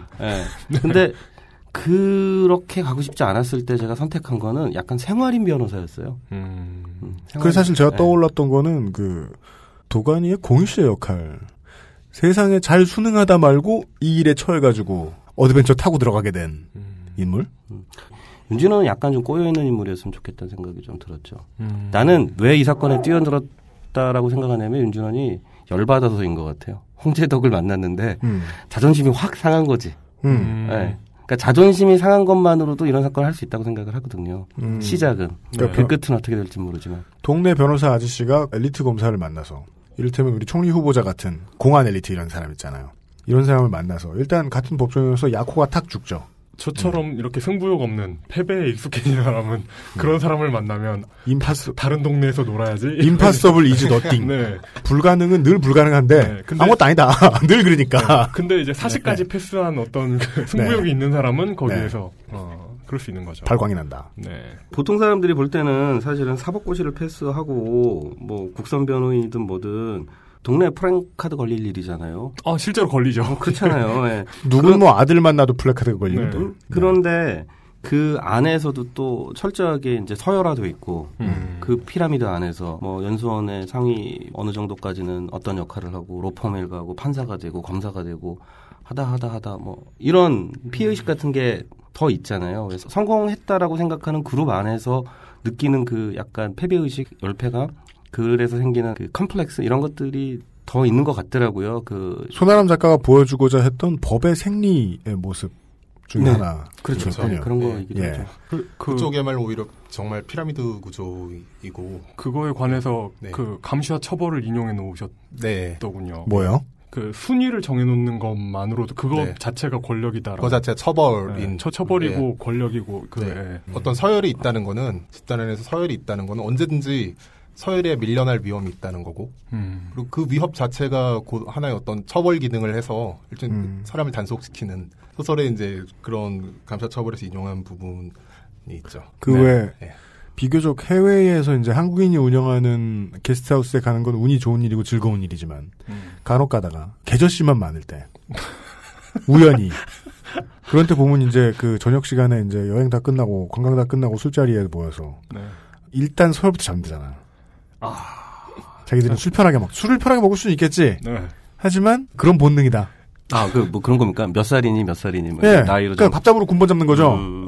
저는 그 현역대 예비군들이 어떤 예비군 아저씨가 자기 내무반에 이제 저녁 날짜 정해가지고 서열 정해가지고 이렇게 막내들 걸레질하게 시키는 거 보면서. 실제로 제가 이 소설 준비하면서 그 법정을 굉장히 많이 방청을 했는데 굉장히 재밌는 광경이 법정에서 보면 이제 자기 사건이 있어서 가는 일반적인 변호사가 없는 사람들을 보면 이렇게 사건을 A4 용지에다가 쫙 인쇄해가지고 사건 번호대로 이렇게 적어놔요. 일반적으로는 판사가 그 사건 번호 순서대로 사건을 진행을 하는데 변호사들은 예외예요. 일단 변호사가 붙은 사건은 앞에서 해줘요. 변호사들은 기다릴 시간이 없다 이거죠. 그러니까 변호사가 없는 사람들은 마지막에 몰아서 하고 기다리다가 변호사가 뒤로 밀리면 오래 기다려야 되는 거군요. 그렇죠. 변호사가 있는 사람들은 앞에 하는데 변호사가 있는 사건이 여러 개일 거 아니에요. 그러면 어떻게 결정되느냐. 변호사 기수입니까? 그렇죠. 무슨 사건이라고 부르려고 그러면은 변호사끼리 손을 들어요. 전쟁이 나요. 먼저 하겠다고. 그러면 이제 자기들이 손든 사람들끼리 서로 이렇게 딱 보고 대충 나이랑 기수를 짐작을 하고 양보를 하는 거죠. 아랫사람이. 그러면은 그들을 위해서 행정적인 편의를 봐주자면 견장을 채워야 되겠네요. 근데 뭐 기수를 뭐 견장에 써놓는다거나. 몇 기. 아니면은 뭐 로빈슨 크루소처럼 이렇게 금을 그거나 계속 맨날 하루하루 지나갈 때마다. 그 2년까지는 노란 견장 차고 다녀야 돼요. 변호사든지. 그 중에 이제 변호사 생활에 맞지 않는 사람들은 스마일 붙어 있고 견장에. 그리고 스마일 붙어 있으면 이제 막내라고 먼저 하게 해주고. 보면 웃어주고. 네네네. 관심이니까 관심 변호사. 그죠. 사람들은 그 생각을 안 하죠. 법 체계를 체계로서 국민들은 받아들이지. 우리가 늘 보던 저 장사미사들이 개인으로서 모여있는 집단이라고 보는 경우는 없으니까. 일단 그쪽으로의 시각의 전환이 있었고 그게 이제 영화에서도 감독님의 주장에 의하면 비교적 모양상하지 않고 들어간 것 같다. 네. 어떻게 요걸 홍보에 활용하실 수 있을지 보죠. 기사들 최대한 많이 뒤져보면 이 영화와 비교되는 3가지 다른 작품들이 있는데 먼저 2가지는 제껴도 됩니다. 하나는 변호인이었고 또 하나는 다큐멘터리 2개의 문입니다. 용산 참사를 실제로 찍은. 근데 요거는 이제 픽션과 기록물이라는 큰 차이 외에도 아까 설명해드린 것들 때문에 논외로 볼 수 있겠습니다. 그러면 골 때리는 거 하나가 남습니다. 법정 스님의 의자. 아니야. 그래 그거 하나 더 알았어 오늘. 뭐 의견 있으세요? 그 영화에 대해서? 자 들었고요. 그러지 않아도 대체 누가 처음에 이런 레토릭을 생각을 해냈는지 영화 연평해전과 비교하는 기사들이 많았습니다. 진짜요? 그런데 이 영화가 메르스탓을 돌리면서 개봉일을 소수의견 개봉일의 하루 전인 6월 24일로 미뤘습니다. 실제 경쟁자입니다. 감독님 생각은요? 이게 트레일러 싸줘야지 또. 심하다. 예. 개봉의 서사가 정말 되게 드라마틱해지는 것 같은데요. 마치 이제 영화 한 편을 개봉하는데 주변의 시선은 무슨 스포츠 경기를 앞두고 무슨 메이웨더 파키아오 같은 사실 둘이서 경기를 하는 게 아니거든요. 각자의 영화인데 이게 뭐 공교롭게 그래도 얘기해 주셔야 돼요. 네. 아니, 왜냐면 감독님은 결국 실제 돈 넘어가는데 사인을 안 할 뿐이지 이 인더스트리의 사장님들인 거 맞아요. 이런 것 같아요. 예. 만약에 이제 저도 몇몇 기사들을 봤는데 네. 연평해전과 저희 그 소수의견이라는 영화를 한 그 헤드에 올려서 얘기를 됐을 때는 네. 사실은 진영 논리를 기대하는 것 같다라는 생각 하나 든 거고 싸움 붙일 때는 최대한 수준 낮은 소재를 갖다 붙이죠. 그리고 또 하나는 이렇게 되면서 원치 않게 그러니까 내부적으로 영화를 만들면서 이 영화가 감상적이고 선정적이 되지 않으려고 애썼던 구석들이 있는데 개봉을 둘러싸서 한 방에 다 무너지는 것 같은 기분이 들어요. 홍보 시기에 포지셔닝 한번 잘못돼가지고 오해를 사는 영화들이 많이 있잖아요. 네네. 저는 지금 소수 의견이 그렇게 될 가능성이 매우 높다고 보는데요. 그렇게 되겠죠. 그건 뭐 저의 의지와 관계없이. 심지어 오랫동안 감독님하고 보면서 이제 그 영화 만들어질 때까지 같이 일을 하시던 프로덕션 분들도 보통은 보도자료 쓰실 때는 어쩔 수 없다 하면서 감독이 가장 성질날 방식으로 쓰시잖아요. 네, 그렇죠. 이게 그럴 것 같아요. 뭐 사업의 논리로 봤을 때 어쩌면 가장 자극적으로 이런 자극적인 영산 참사 써놓고 그렇죠. 연평해전 맞다이 써놓고 그렇죠. 그렇게 됐을 때 주목도를 높이는 효과들이 있을 것이고 그래서 뭐 주변에서 그런 얘기를 해요. 어쩌면 잘된 일일지 모른다. 뭐 그런 뭐 얘기도 해요. 근데 그 말이 뭐 의도하는 게 뭔지는 알겠어요. 속상하잖아요. 근데 뭐 한편으로는 저도 뭐 대단한 예술가도 아니고 어쨌든 이 영화가 많이 주목되면 좋지요. 근데 이 진영 논리 안에서 내가 그걸 둘러싸서 뭘 하나 거들고 싶지는 않아요. 예를 들면 두 가지 방식인데 하나는 영화는 관객의 몫이다. 그러니까 보고 판단해 주십시오. 저는 이 영화에 어떤 메시지를 담으려고 하지 않았습니다. 뭐 이런 식의 말 일단 하고 싶지 않고요. 네. 그건 뭐냐면 제가 이 영화에서 기계적인 중립을 택했다는 게 아니에요. 선정적이지 않으려고 했고 감상적이지 않으려고 했다라는 건 기계적인 중립을 하고 싶었다라는 게 아니라 내가 어떤 인물에 교감하고 동조됐기 때문에 그걸 동의받고 싶어서 이 인물들을 구축하고 관객들한테 소개하잖아요. 근데 그 인물을 둘러싼 사회 그리고 그 인물을 둘러싼 사건 혹은 그 인물을 둘러싼 계급, 진영 뭐 이런 걸지도 모르겠는데 그러면 그거에 대한 그러니까 나의 감정은 이미 영화 안에 들어갔다라고 봐요. 근데 다만 무언가에 복무하고 싶어서 영화를 만드는 사람은 없을 거라고 생각합니다. 그건 연평해전의 감독님도 마찬가지일 거라고 생각을 해요. 네. 오히려 그것을 부추기고 그 싸움을 만드는 사람들은 그거잖아요. 일종의 그 뭐라 그러죠? 프로모터라 그러나? 네. 돈킹. 흥행사들. 네. 그러니까 그건 흥행사들의 몫이라고 생각을 하고 이 안에서 이미 저는 좀 휩쓸려 있다라고 생각하고 그건 뭐 나 혼자 힘으로 어찌할 수 없는 거라고 생각을 하고요. 네. 이게 진영 논리의 영화인지 아닌지 뭐 이거는 얼마나 우스워요. 영화가 뭐 진영 논리를 갖겠어요. 우스꽝스럽지. 근데 연평해전 소수견 이거 제목이 내자. 네, 그러니까 연평해전과 소수견의 대결이라는 게 뭔가 메이웨더와 인요한의 대결 뭐 이런 거. 일단 뭘로 대결하는지 알 수가 없다. 메이웨더가 마우스로 맞는 모습이 상상되고 주먹도끼처럼 마우스를 쥐고. 네. 이런 거는 있어요. 뭐냐면 이 진영 논리 말고 그냥 단순하게 그날 원래 개봉하려고 했던 한국 영화들은 임상수 감독님의 영화가 하나 있었던 거. 나의 절친 악당. 지금 그래서 그 얘기 해드려야 돼요. 이게 이 영화만 놓고 보면 몇 개 알려드릴게요. 그 주에 이제 2주 뒤부터 이제 개봉이 되는 국내 영화들. 한 5개. 뷰티 인사이드라는 영화. 한효주 씨, 박신혜 씨, 이범수 씨. 저는 이분. 누구요? 한효주 씨. 저는 이분. 우에노 주리 씨가 나와요. 그 누구요? 나중에 설명해 줄게요. AV 아니에요. 그리고 나의 절친 악당들이라는 영화. 네네. 유승범 씨, 고준희 씨, 심지어 예능인이신 샘 오치 씨가. 뭘로 나오시지? 그리고 스릴러물이라고 하는 박보영 씨, 엄지원 씨가 나오시는 경성학교 사라진 소녀들. 그리고 소수의견과 더불어 광고를 제일 많이 하고 있는 김윤석 씨, 송영창 씨 나오시는 극비수사라는 형사물이 있고요. 배우 근데 오히려 이 영화가 좀 봅시다. 그죠? 예. 배우의 중량감이나 현재의 주가 두 가지는 서로 상충될 때가 있잖아요. 그죠. 그 둘을 모두 따졌을 때 가장 유리해 보입니다. 소수의견이. 네. 예. 그렇습니까? 네. 물론 하나 더 늦을 수 있어요. 물론 제가 다다음 주에 감독님 본인은 그렇게 생각하실 수도 있는데 그걸 공개적으로 얘기하는 데는 부담을 크게 느끼실 것 같은데요. 그럼 하나 깔아뭉개 드릴게요. 물론 제가 제일 기대하는 영화는 테드 2예요.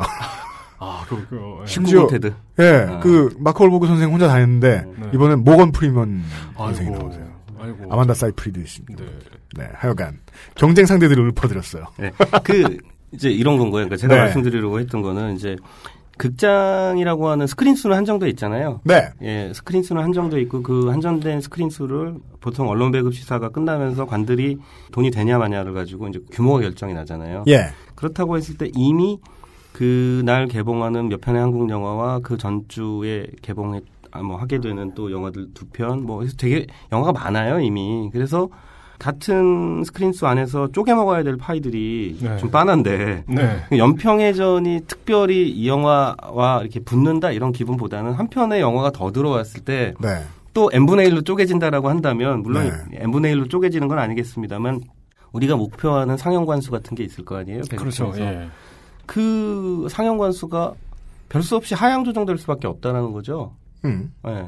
근데 상반기 지금 메르스 탓이기도 합니다만은 그 헐리우드 영화들하고 이런 것들은 지금 약간 무주공산이에요. 상반기에는 영화가 별로 붙는 게 없어요. 그러니까 여기는 관이 되게 크게 열리는 거고요. 네네. 주라기 공원이라는 영화가 굉장히 주라기 공원이 있죠. 기대감이 있어서 그렇기도 하겠습니다만 오늘 이 스튜디오에 오면서 기사를 봤는데 1200관을 오프닝관으로 결정했다 그러고 많은 거 아닌가요? 주라식 월드가요? 네, 어마어마하죠. 어마어마한 관인데 지금 입장에서는 그게 예를 들면은 흔히 얘기하는 그거 뭐죠?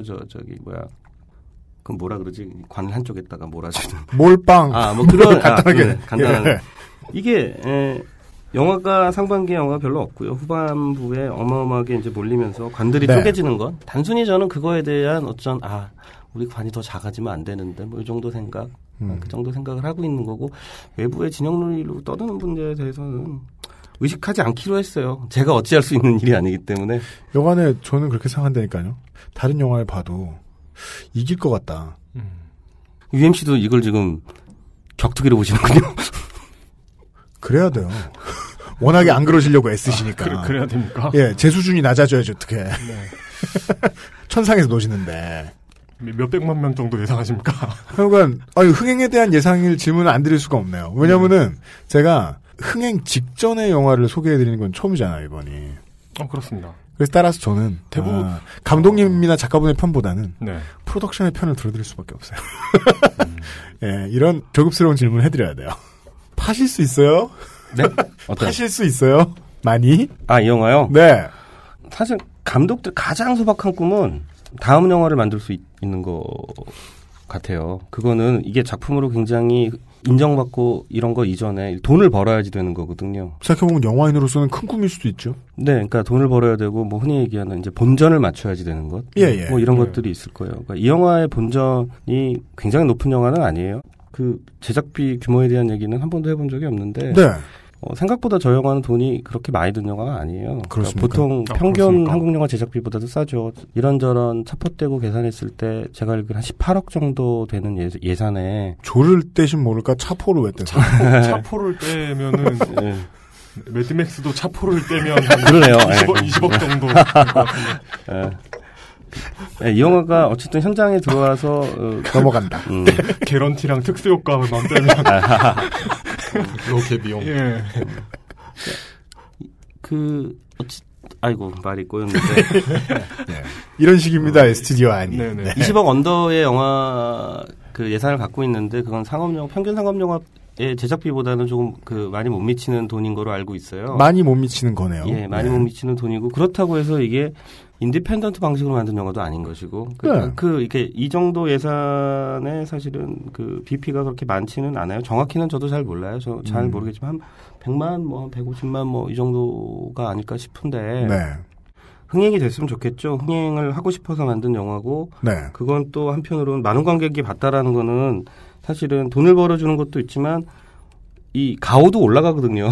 아, 예. 네, 많은 관객들이 영화를 보고 제가 하려고 했던 것에 동의를 하지 하든 간에 이 영화를 둘러싸서 이런저런 생각을 해볼 수 있다면 저한테는 무지 행복한 일이고요. 그러려고 노력하고 있어요. 흥행하고 싶어서 혹은 이렇게 성공하고 싶어서 혹은 돈을 벌고 싶어서일지 모르겠는데 그렇게 하려고 25일까지는 열심히 이 영화에 대해서 말을 하는데 제가 말하는 게 그것에 도움이 되는지는 잘 모르겠네요. 모르시면 지금 알려드릴 수 있어요. 안 되는 것 같아요. 흥행 쪽하고는 딱히 관련이 없게 말씀하시는 것 같긴 합니다. 아, 삐질. 예, 이렇게 들리죠? 이 패러독스죠. 보러 오지 마시고요. 보러 오세요. 같은, 네. 제가 보러 오라고 말씀을 드려야 되긴 하는데요. 근데 이제 감독님 같은 경우는 어쨌든 좀 겸손하게 말할 수밖에 없는 거고. 저는 이제 원작을 쓴 사람으로서 말하면 사실 원작자로서는 그 사람이 더 겸손해야 되는 거 아니에요? 원작자로서 자신의 원작은 어떻게 평가하십니까? 아니. 자, 영화에 대한 이야기를 할게요. 네. 저는 이제 제 영화라고 생각하지 않고 영화로 건너갔을 때 원작자로서도 자존심이 있고 사실 원작자가 어떤 영화된 것에 만족하기 굉장히 힘들어요. 그리고 저는 그거를 굉장히 감안하면서 봤고 촌놈같이 영화배우 만났다고 좋아하고 그냥 땡이더만. 그렇죠. 바로 넘어갔더만. 그런데 저는 굉장히 좋았어요. 그리고 이 영화화 되면서 지켜지길 원했던 톤 하나를 감독님이 지켜준 것에 대해 매우 고맙게 생각하고. 그게 뭐였습니까? 그 톤이 뭐죠? 아까 이제 얘기가 나왔던 부분이기도 한데 이제 법정 드라마라는 게 이런 종류의 어떤 드라마가 가기 쉬운 길이 인간 드라마를 빌려서 공분이라던가 힐링이라던가 감정선을 끊임없이 자극하면서 가는 방식이 아니라 저는 이 영화가 변호사들의 이야기지만은 액션 영화의 장르에 가깝게 어떤 언어 액션, 어떤 언어와 법을 사용해서 언어 게임만으로 줄 수 있는 일종의 말초적인 쾌감을 보여줬다고 생각하거든요. 욕 배틀은 아니고 욕을 사용하지 않는 종류. 그랬으면 욕까지 가지 않는 헬머니와 같은 카테고리에 끼게 되는데 서로 두 가지 입장에서 충돌하는 적이 만났을 때 PK 직전에서. 그 언어로 찍어 눌러야 하는 그 상황에서 보여줄 수 있는 게임들만을 가지고도 이야기가 굉장히 말초적인 쾌감이 있고 저는 그렇게 영화가 되길 바랬고요. 그리고 굉장히 건조하면서 감정이 아니라 또 언어 논리만으로 승부를 볼 수 있는 그런 종류의 근데 그런 종류의 서사가 완성됐고 저는 굉장히 액션 영화 보듯이 볼 수 있는 영화가 됐다고 생각해요. 배심원 카운트로 현피 여부를 결정해주는 배틀. 그렇죠. 법정 배틀. 참 그 법정 드라마가 인간 드라마가 돼서 공분과 힐링을 자아내는 피하고 싶은 루트 있잖아요. 그러니까 이게 마지막 이 3단계 법정 드라마, 인간 드라마, 공분 힐링 여기서 마지막으로 오면 전혀 이질적인 게 하나로 묶여 있거든요. 이런 게 마치 그러니까 공분과 힐링이 어떻게 묶일 수가 있나요? 이상하죠. 그러니까 마치 인문학을 감성과 엮는다거나 아니면 이데올로기를 가지고 우수성을 논한다거나 이런 뭔가 이상하게 흘러가면 이질적인 게 하나로 묶이게 되는 이상한 모습이 보이는 경우가 있죠. 한국 영화에서 그걸 피했다라고 자부하신다. 그렇게 얘기해주면 감사하고요. 한국 영화에 아주 오래됐고 아니 작품이 좋다니까 자부를 하신댔지. 못 봤다니까요. 지금도 아니요, 지금 봤어요. 손아람 작가는 손아람 작가 보셨어요? 그러니까 지금 완성본이 아니라 사실은 제가 첫 번째 편집을 하면서 손 작가와 함께 봤어요. 둘이서만. 그건 약간 제가 원작자에게 주는 어떤 리스펙 같은 거라고 생각을 했어요. 감사합니다. 그리고 교집합이 좀 있었으면 좋겠다는 생각을 했고요. 영화로 넘어왔기 때문에 이건 온전히 내 거야 이런 문제가 아니라 소설에서 이게 영화로 건너오면서 처음부터 바꾸고 싶었던 거가 이제 사건 그 비극 자체가 달라요. 그러니까 소설하고 영화하고 소설에서는 한 농성자의 아들이 집단 구타를 당하고 죽었고 그 중에 한 명을 아이의 아버지가 죽인 형태인 거잖아요. 네, 그렇죠. 근데 이렇게 됐을 때 그러니까 이 소설이 집중하는 거는 그 현장의 가해자와 피해자를 따지는 문제가 아니라 그 너머의 것들을 얘기를 하고 싶은 건데 결국은 네네. 5대1의 싸움이라고 하는 거 집단 구타라고 하는 부분이 여기서 영화로 올라갔을 때 이거보다 더 좋은 선택이 없을까라는 생각을 좀 했어요. 그래서 영화에서는 보면 갓 입대한 것 같은 그 의경과 그의 네. 사수인 2명의 의경과 1명의 농성자 그의 아들이 고립된 공간에서 만나요. 네. 마주쳐서 그 사건 자체가 굉장히 우발적으로 네. 단 한 방에 두 사람이 죽는 형태로 나오거든요. 왜냐하면 그 안에서 어떤 가해자를 두고 싶지 않았어요. 그거 자체가 그냥 비극으로 좀 다루고 싶었고 그러기에는 집단 구타보다 훨씬 더 편향되지 않은 어떤 그 비극적인 아이러니 이런 사건으로 표현하고 싶었던 게 좀 있었고요. 네. 소설에는 한 명의 주인공이 더 있습니다. 이주민이라고 하는 그 서울대 공법학 교수로 나오는 젊은 그리고 소설을 본 사람들이 많은 분들이 뭐 조국 교수를 연상하게 하는 이제 그런 인물이 하나 나오는데 그분이 거의 먼치킨이에요. 네, 그렇죠. 네. 그분이 이들에게 많은 솔루션들을 이렇게 법적으로 뚫고 가게 하는 이런저런 소스들을 제공을 하고 뭐 소설에 보면 뭐 하버드랑 독일에서 유학하고 돌아와서 교수가 됐을 때 20대였던 뭐 그런 사람으로 나오더라고요. 진짜요? 그런 인물이 나오는데 위조한 건 없고 소설 안에서 굉장히 매력적인 인물이에요, 사실 인물 자체로. 근데 영화에서 다룰 때는 그 인물이 불필요하다는 생각을 좀 했어요. 왜냐하면 핵심은 애송이로 표현하든 조물하기로 표현하든 법조계 내부에서 그 변호사들이 검찰 권력 전체를 향해서 이 겨루는 이야기인데 이런 식의 조언자들이 아니라 내부의 동력에서 내부의 힘으로 이거를 끌고 가야 된다는 생각을 좀 했거든요. 네. 손아람 선생은 이 만사가 게임이시라 중간에 이제 인벤토리에 없는 게 없는 만능 NPC가 하나 있어도 된다라고 생각을 하셨을 것 같아요. 그렇다기보다는 말해보세요. 뭐 제 원작을 보호해야 되니까. 네. 저 같은 경우는 이제 변호사들이 모든 지식으로 무장하고 전문성으로 무장하고 싸움에 임하는 방식이 뭐 전형적일 수 있지만 현실적이지도 않다고 생각했거든요. 네. 현실적으로 변호사들이 굉장히 불완전한 부분들도 많이 있고, 네. 그래서 그 어떤 변호사가 가진 이제 완전성의 이제 흠결을 내기 위한 장치들을 여러 가지를 생각해봤는데 이제 그 중에 하나가 항상 변호사보다도 훨씬 더 전문적인 식견을 갖춘 사람들의 존재. 그래서 전 이제 소설에서는 이제 영화보다 법학자들이 훨씬 더 중요하게 다뤄지고요.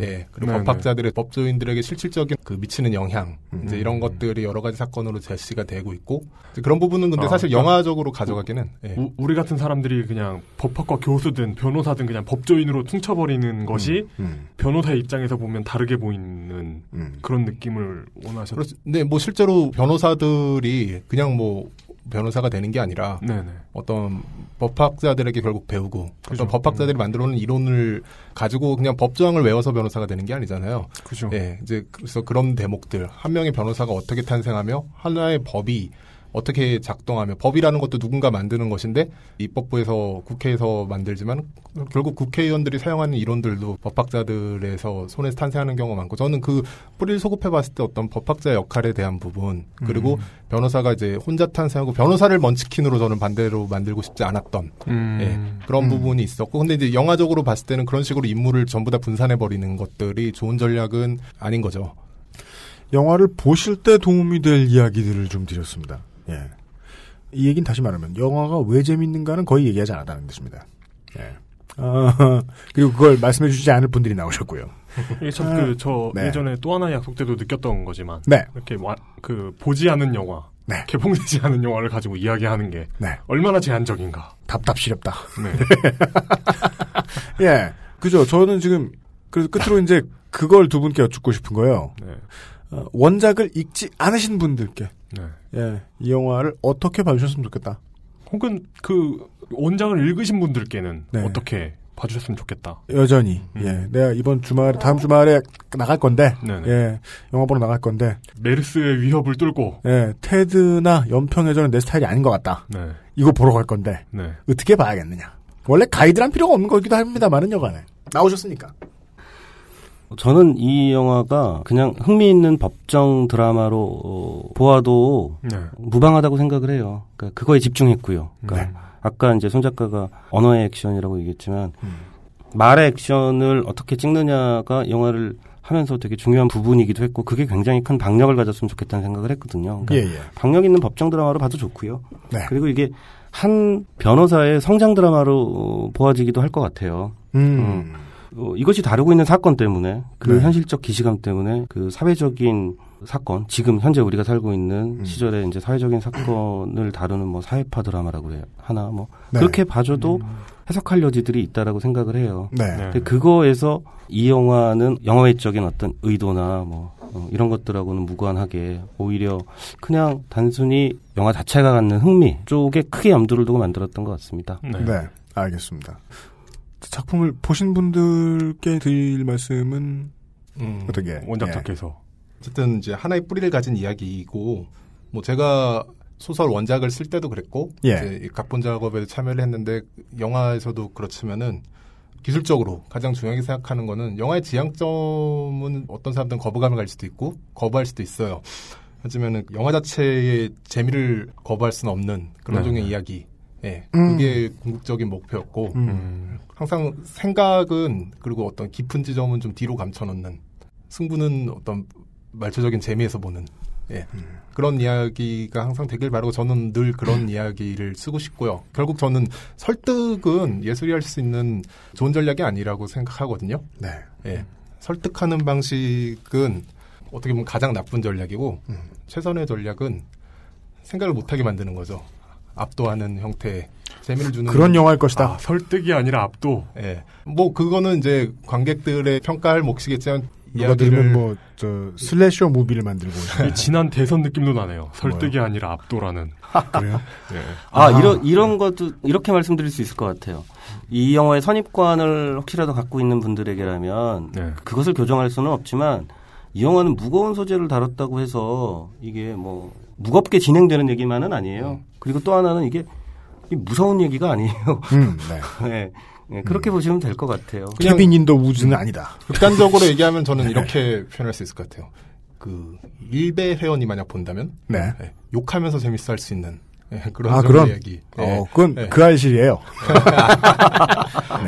안녕. 예. 그러시됩니다.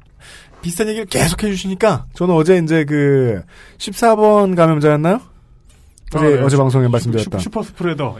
그 이 양반이 질병관리본부에서 들었던 얘기. 재미없으면 당신이 책임질 거냐. 1번 환자. 1번 환자. 1번 환자. 1번 환자가. 그게 무슨 얘기죠? 1번 환자가 삼성병원에 갔는데 의사 선생님이 메르스 같다라고 질병관리본부에 전화했더니 몇 번 까다가 너 이거 메르스 아니면 당신이 책임지라고. 그랬더니 양성이 나온 거죠. 환자한테? 아니요. 그 의사한테. 의사한테. 질병관리본부가. 책임을 지우는 거예요. 질병관리본부가 의사 개인에게 메르스 아니면 네가 책임질 거냐. 이건 그것은 알기 싫다의 출연자들이 감독한테 책임을 지우는 겁니다. 그렇죠. 그 논지를 감독님과 손남 작가께 돌려드립니다. 재미없으면 책임져라. 재미 음성 판정이 나올 것이냐. 큰 기대가 없다는 사실이네요. 하지만 만약에 문제로 인해서 이런저런 다른 문제로 인해서 테드의 개봉이 늦어지면 보러 가겠다. 개인적으로 이런 의견을 전합니다. 1편이 무척 감명 깊었죠. 그러니까 말이에요. 비슷한 반응 얻었으면 좋겠어요, 테드하고. 2편이 나왔으면 좋겠다. 이런 또라이 영화 처음 봤다. 실력으로만 승부할 수 있다면, 그런 이데아의 세상이라면 될 영화라고 자부하시는 것까지는 들었습니다. 제가 굳이 쥐어짜자면은요. 시종일관 겸손하게 임해주신 김성재 감독님과 원작자이신 손남 작가. 우리 경품이 하나 있는 게 있어요. 뭡니까? 그거요? 요즘은 팟캐스트 시대에서 메인 스폰서에서 이상한 경품을 업어와서 이게 필요하냐라고 가족 계획용품 청취자분들께 여쭤보니까 싫다. 내가 비록 사연을 쓰느라 고생했으나 그것은 싫다라고 하시더라고요. 그런 거라도 드릴까? 하여간 만약에 이제 그 영화에 등장하는 손아람 작가를 찾아내시는 분들에 한해서 2초에서 1.5초 나옵니다.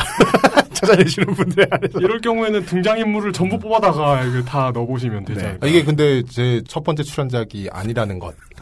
자랑. 제 첫 번째 출연작은 제가 어느 영화예요? 정확히 얘기하면 이게 첫 번째 출연작인데 영화가 늦게 도착했지. 영화가 늦게 나오고 먼저 지금 세상에 공개된 작품은 이제 제가 클라라의 상대역이 됐던 클로젯이라는 단편 영화가 있어요. 아, 단편 영화에서 네. 거기서도 한 1.4초 정도 나와요. 디스패치 기자? 예. 단편 영화에서. 네. 어엿한 영화 배우. 그렇습니다. 네. 영화 감독 김성세 감독인가. 네. 배우 손아람 씨를 모셔놓고 토탈 커리어 3초에 빛나는 손아람 배우와 함께. 제가 지지난 편인가 말씀드렸잖아요. 그 김성근 감독 치아 쌍방울에서 많이 볼 수 있는 그렇죠. 투수들의 커리어. 그죠. 공 하나 던지고 들어가고. 프로 경력 공 3개 뭐 이런 투수들. 공 2개 던지고 은퇴하는. 네네네. 네. 손아람 배우도 출연하는 6월 25일에 개봉하는 영화 소수 의견에 대한 이야기 나누어 보았습니다. 예. 특히나 김선재 감독님은 멀리서 오셨습니다. 제주도에서 이거 녹음하러 올라오셨는데요. 예. 먼 길 오시느라 수고가 많으셨고 더운 스튜디오에서 오랫동안 이야기해 주시느라 또한 고생이 많으셨습니다. 나와주셔서 두 분 모두 감사드립니다. 안녕히 들어가십시오. 감사합니다. 감사합니다. XSFM입니다. 소개팅할 때 제일 잘 보이는 거? 화장은 어차피 과하게 하면 안 돼. 옷은 빨래만 했으면 되지. 인상을 기억하게 해주는 건 아무리 봐도 머릿결. 한번 찰랑 해주면 날 꽤 오래 기억하더라. 빅그린 투쓰리 약산성 헤어팩. 빅 그린 설페이트 프리. 닭가슴살의 비린내와 퍽퍽함이 공포스러웠다면 프리미엄 세이프 푸드 아임닭. 언제까지나 마지막 선택. 아로니아 진. 연애할 땐 월급날에도 잘만 쏘더니 오늘도 그냥 집에서 보자고? 왜냐면 노건 간장게장.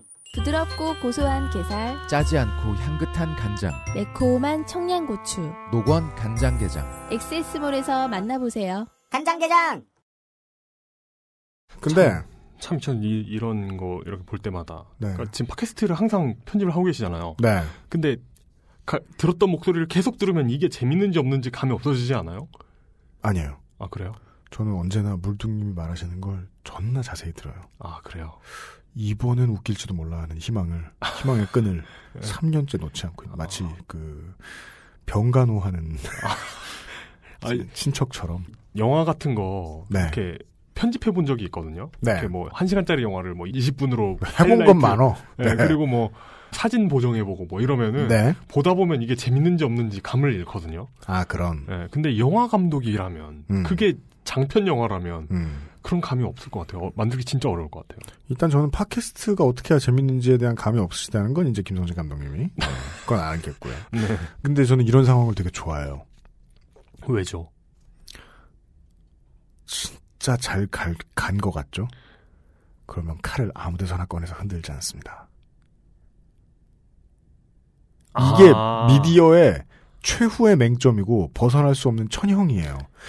진짜 중요한 얘기들은 그 중요한 걸 붙들고 있는 사람들이 꺼내지 않아요. 아까도 계속 우리 이제 방송 끝나고서 계속 제가 아까워했잖아요. 나가서 이제 음료수 드시면서 이 얘기를 방송에서 안 하시나. 제가 그랬잖아요. 신사적이지 못하다. 네. 왜냐하면 영화 소수의견은 만드신 분들 본인들도 이게 이렇게까지나 손해를 많이 봤는데 피해자라고 생각 안 하세요. 예. 이제 전장에 올라오셨기 때문에 더더욱이. 네. 시사회는 18일이라고 하고요. 그리고 시사회 일정조차도 자꾸 변경이 돼서 감독님은 신기해하셨다. 네. 대체 왜 이렇게 겐세이가 많나? 견제가 왜 이렇게 많나? 이게 견제인가 아닌가도 알 수가 없으니까 마이크 앞에서 말씀을 못 하시는 거죠. 예. 혹은 이제 할 수 없는 말들. 외압이 있었다. 어떻게 알아? 그럼 이렇게 정리됩니다. 영화를 봐달라. 외압인지 내압인지 모른. 예. 영화가 재밌냐 추천해라. 영화를 봐달라. 뭐로 가나 그냥 판단해달라는 쪽으로 얘기를 끝내신. 네. 그것은 알기 싫다. 이번 주말 에피소드였습니다. 우리가 너무 이렇게 생각을 많이 해야 되는 질문을 던졌던 걸까요? 우리 잘못일 수도 있어요. 네. 오, 이용이 내가 하는지 걱정한다. 다 컸다. 시집 보내야지. 금주의 의사소통. 의사소통 시간입니다. 네. Two Bottle One 님께서 무슨 말일까요? Two Bottle Pop. 아, 두 병 하나? 아니요, 저 노래 가사에 많이 나오는데. 자, 모든 뉴스를 야동으로 만드는 기자들의 센스. 이런 내용의 트윗과 함께 뉴시스의 통신사 뉴시스의 기사를 하나 인용을 해주셨는데 6월 9일자 뉴시스의 기사 홍땡땡 기자와 천흥흥 기자의 기사예요. 제목이 여야 황교안 19금 자료 열람. 마사오 주제곡 있죠? 띠디디디디디디. 참네. 청문회 오후 7시 속개. 이런 제목이에요. 이게 뭐야 하고 봤더니 내용은 황교안 후보자의 수임 사건 중에 공개되지 않아서 열람하려고 하는 자료의 수가 19건이라는. 그래서 19금이야. 19금이라는 19는 19개라는 숫자고 네. 금은 황교안이 스스로 금지한. 그렇죠. 말이 되긴 한다. 네. 자, 이걸 제목이라고 붙이는. 이렇게 이런 식으로 이해하기 어려운 거 되게 네. 그 고등학교 국어 시간에 네. 그 이두 향찰 배우면서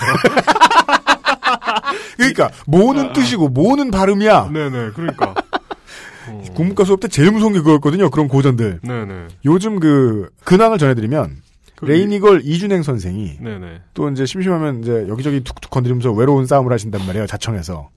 외로워서 그래요. 맞아요. 네.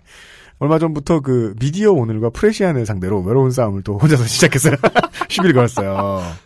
왜냐면은, 물론 그 이제 인터넷 언론사의 미스피츠도 거기서, 한 패를 맡고 있는 걸로 알고 있는데, 싸움의 내용은 이래요. 이 재래 인터넷 언론사들이 인터넷 언론사 페이지에 들어가면 광고가 너무 많다는 거예요. 그죠. 광고가 너무 많잖아요. 진짜 보는 사람의 인격이 모독당한다고 생각할 정도로 광고가 많잖아요. 뭐 청두꺼비 투자클럽 이런 거. 그 문제에 대해서 네네. 지적을 다른 데서 하자. 미디어 오늘이 이런 반박을 썼어요. 그렇게나 이 언론사의 사정이 열악하다. 어렵다. 힘들다. 이런 광고를 해야 될 정도로 우리가 어려우니 봐달라. 프레시아는 후원을 받으면 광고가 사라지는 옵션이 있다. 그럴듯하고 일반 맞는 소리예요. 근데 이제 저는 레이니걸 이준행 선생처럼 이렇게 이 천둥벌거숭이류의 과격한 의견을 내시는 분들을 매우 좋아하는 게 미래의 비전은 그거거든요. 실제로 미래의 비전은 그거거든요. 안타깝지만 저들은 도태되어야 한다. 근데 그건 업계의 도태지 거기 있는 개인 여기서 월급을 받고 생계를 꾸리는 개인에 대한 경멸이 아니란 말이죠. 개인적인 미움이 아니란 말이죠. 이렇게까지 불편한 유저 인터페이스를 유지해서 먹고 살아야 하는 인터넷 미디어 업체라면 네. 그 업계 전체가 사라져도 무방하다. 이건 미래에 대한 견해죠. 비전이죠. 그 문제에 있어서 저는 이준행 선생이 외로워서 버리는 키베를 되게 지지했거든요. 참 열심히 일하시는 언론사분들께는 죄송한 일이지만요. 이거 그거랑 비슷하다. 이게 삼성 문제 많다 하면은 삼성 직원이 나타나서 삼성 직원들 얼마나 열심히 일하는지 아냐. 라고 얘기하는. 삼성 직원이 왜 미워요? 좋아요. 사람이잖아요. 그렇죠. 예. 먼 미래에 대한 이야기. 왜 말씀드리냐면, 뉴시스는 통신사입니다. 통신사든, 그냥 언론사든, 이렇게까지나 사용자를 무시하거나 필요 이상의 선정성으로 도배를 해야 한다면 업계 전체가 사라지는 게 옳을 수 있다. 라는 생각이 들기 때문이죠.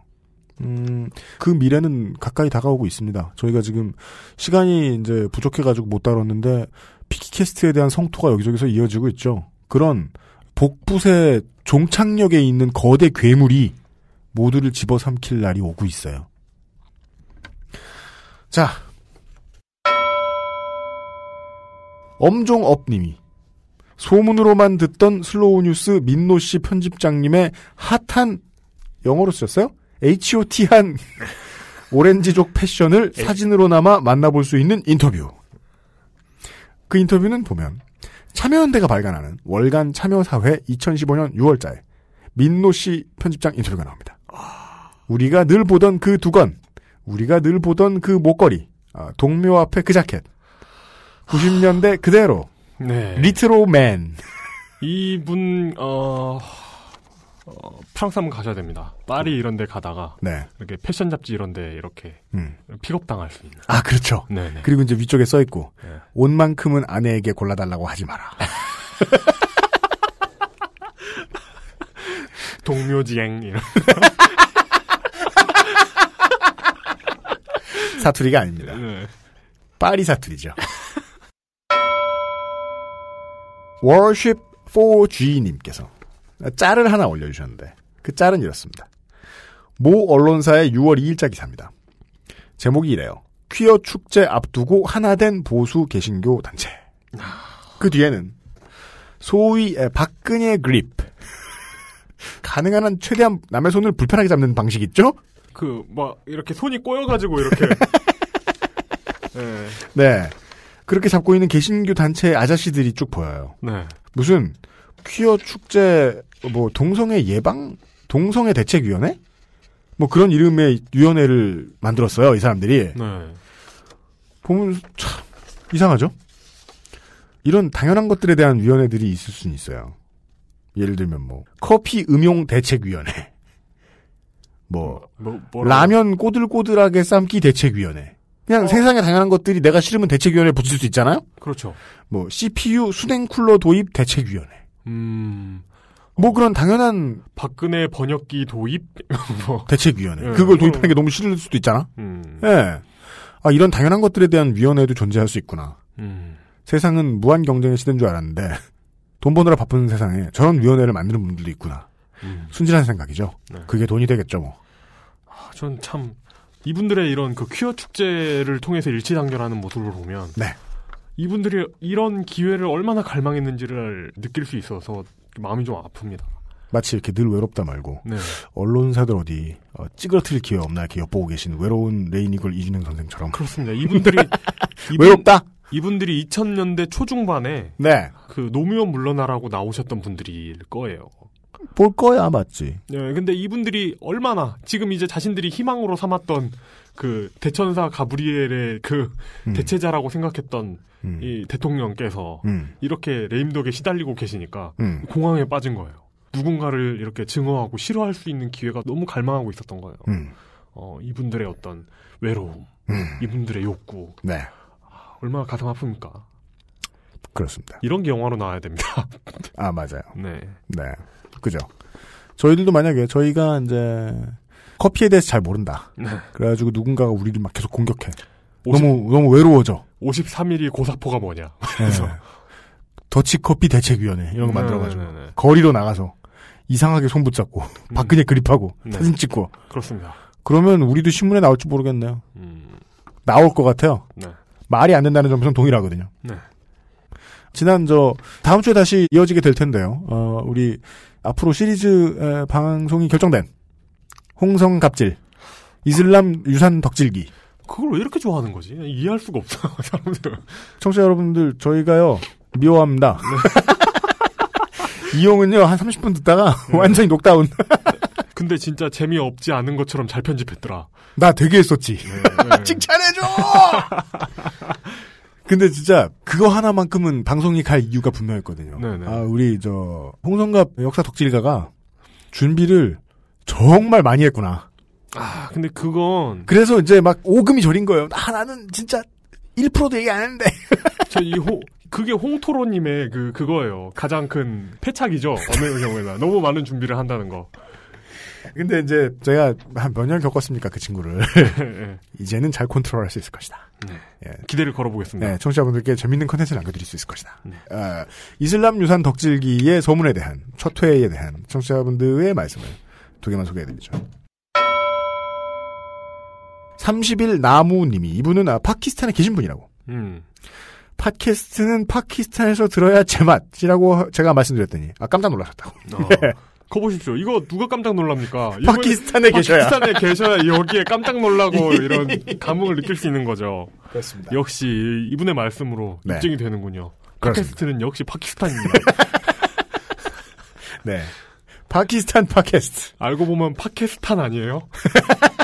알고 보면 파키스탄 시대. 네. 이게 귀엽다. 끝으로. 네. 비밴디 11님께서 게스트가 만만해서 그런지 한 줄 설명하면 시비 걸고 한 줄 설명하면 시비 걸고 참 저희에겐 부끄러운데요. 정확히 보셨습니다. 네, 그렇죠. 좀 집중이 안 되지만 이슬람 관련 콘텐츠는 국내에 굉장히 희박합니다. 이슬람 관련 뉴스는 대체로 부정적인 모양새가 많습니다. 언론사들도 공부 잘하네요.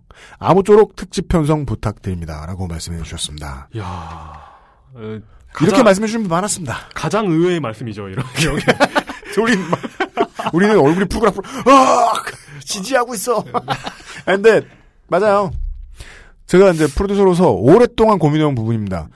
어떻게 해야 청취자들도 저도 이용도 우리 모두가 이슬람에 대한 깊은 소양까지는 못 도달하겠지만 이 시간을 가지고 깊은 관심까지는 도달할 수 있을까? 그렇습니다. 왜냐하면 이슬람에 대한 깊은 관심을 목적으로 만든 미디어 콘텐츠 대한민국에서 본 적이 없어요. 그렇습니다. 전 사실 그 녹음하고 나서 네. 이거 이번 주에 개그릴 하나 나가겠는데 이러면서 방송 안 나가겠는데? 네, 개그릴 하나 나가겠는데 이러면서 좀 걱정을 했거든요. 근데 네. 그걸 그렇게 편집해낸 UMC도 대단하고 철인이야 난. 네, 그리고 또 집에서 들어보니까 네. 그 재미없는 부분이 잘 편집됐을 뿐만 아니라 또 내용도 네. 은근히 또 알차요. 네, 알차더군요. 예. 네. 그러니까 각 지역별 환타님께서 정확하게 지적해 주셨어요. 이런 류의 이제 문물을 소개하는 방송을 많이 하시다 보니까 네네. 이름 많이 나오면 좆된다. 예, 그냥 망한다. 예. 예. 우리 카인 오동 요정이 지금 다른 때와 다르게 주변의 많은 분들의 진심 어린 조언을 최대한 수용하고 있어요. 이번만은 그냥 잘릴 수 없다. 굳은 의지를 가지고. 우리 아이가 달라졌어요에 나오는 그 신 계시잖아요. 네. 그 네팔에 쿠마리가 있다면 네. 살아계신 그 부모들의 신. 육아의 신. 네네. 네. 그런 분들을 보고 있는 느낌입니다. 우리 카인이 달라졌어요. 그렇습니다. 네. 네. 갑질을 멈추고 제대로 된 연구를 시작한. 네네. 네. 오덕요정 홍성갑 오덕연구가를 네. 다음 주에 다시 만나보도록 하겠고요. 여기까지가 이번 주에 히스테리 사건 파일 그것은 알기 싫다였습니다. 다음 주에 이미 준비된 게 좀 많습니다. 네. 다음 주를 뵐 그날까지 저는 못 기다리겠습니다. 네. 그러니까 기다린다는 뜻이죠. 영어로 표현하면. 네. 뭔 소리야 하고 있었는데. 못 해먹겠다. 그 영어식 표현이구나. 네. 처음에 I can't wait 이거 보고서. 네네. 뭔 소리야 이게. 화장실이 너무 급하다는 소리야. 뭐야. 그랬더니 그게 맞더라고요. 그 뭐지? 프라이슬리스. 이것도 이게 가격이 낮은. 너무 싸구려라서 이거 그냥 공짜 값을 매길 수 없이 그지 같은. 그런 뜻인가? 이랬었는데. 네. 이용의 생활 영어와 함께한. 요즘 아니구나. 그것은 알기 싫다 이번 주 순서 마무리 짓습니다. 지금 프로듀서 UMC의 이용 상윤서. 다음 주에도 어김없이 여러분들 찾아뵙겠습니다. 안녕히 계십시오. 감사합니다. XSFM입니다. I, D, W, K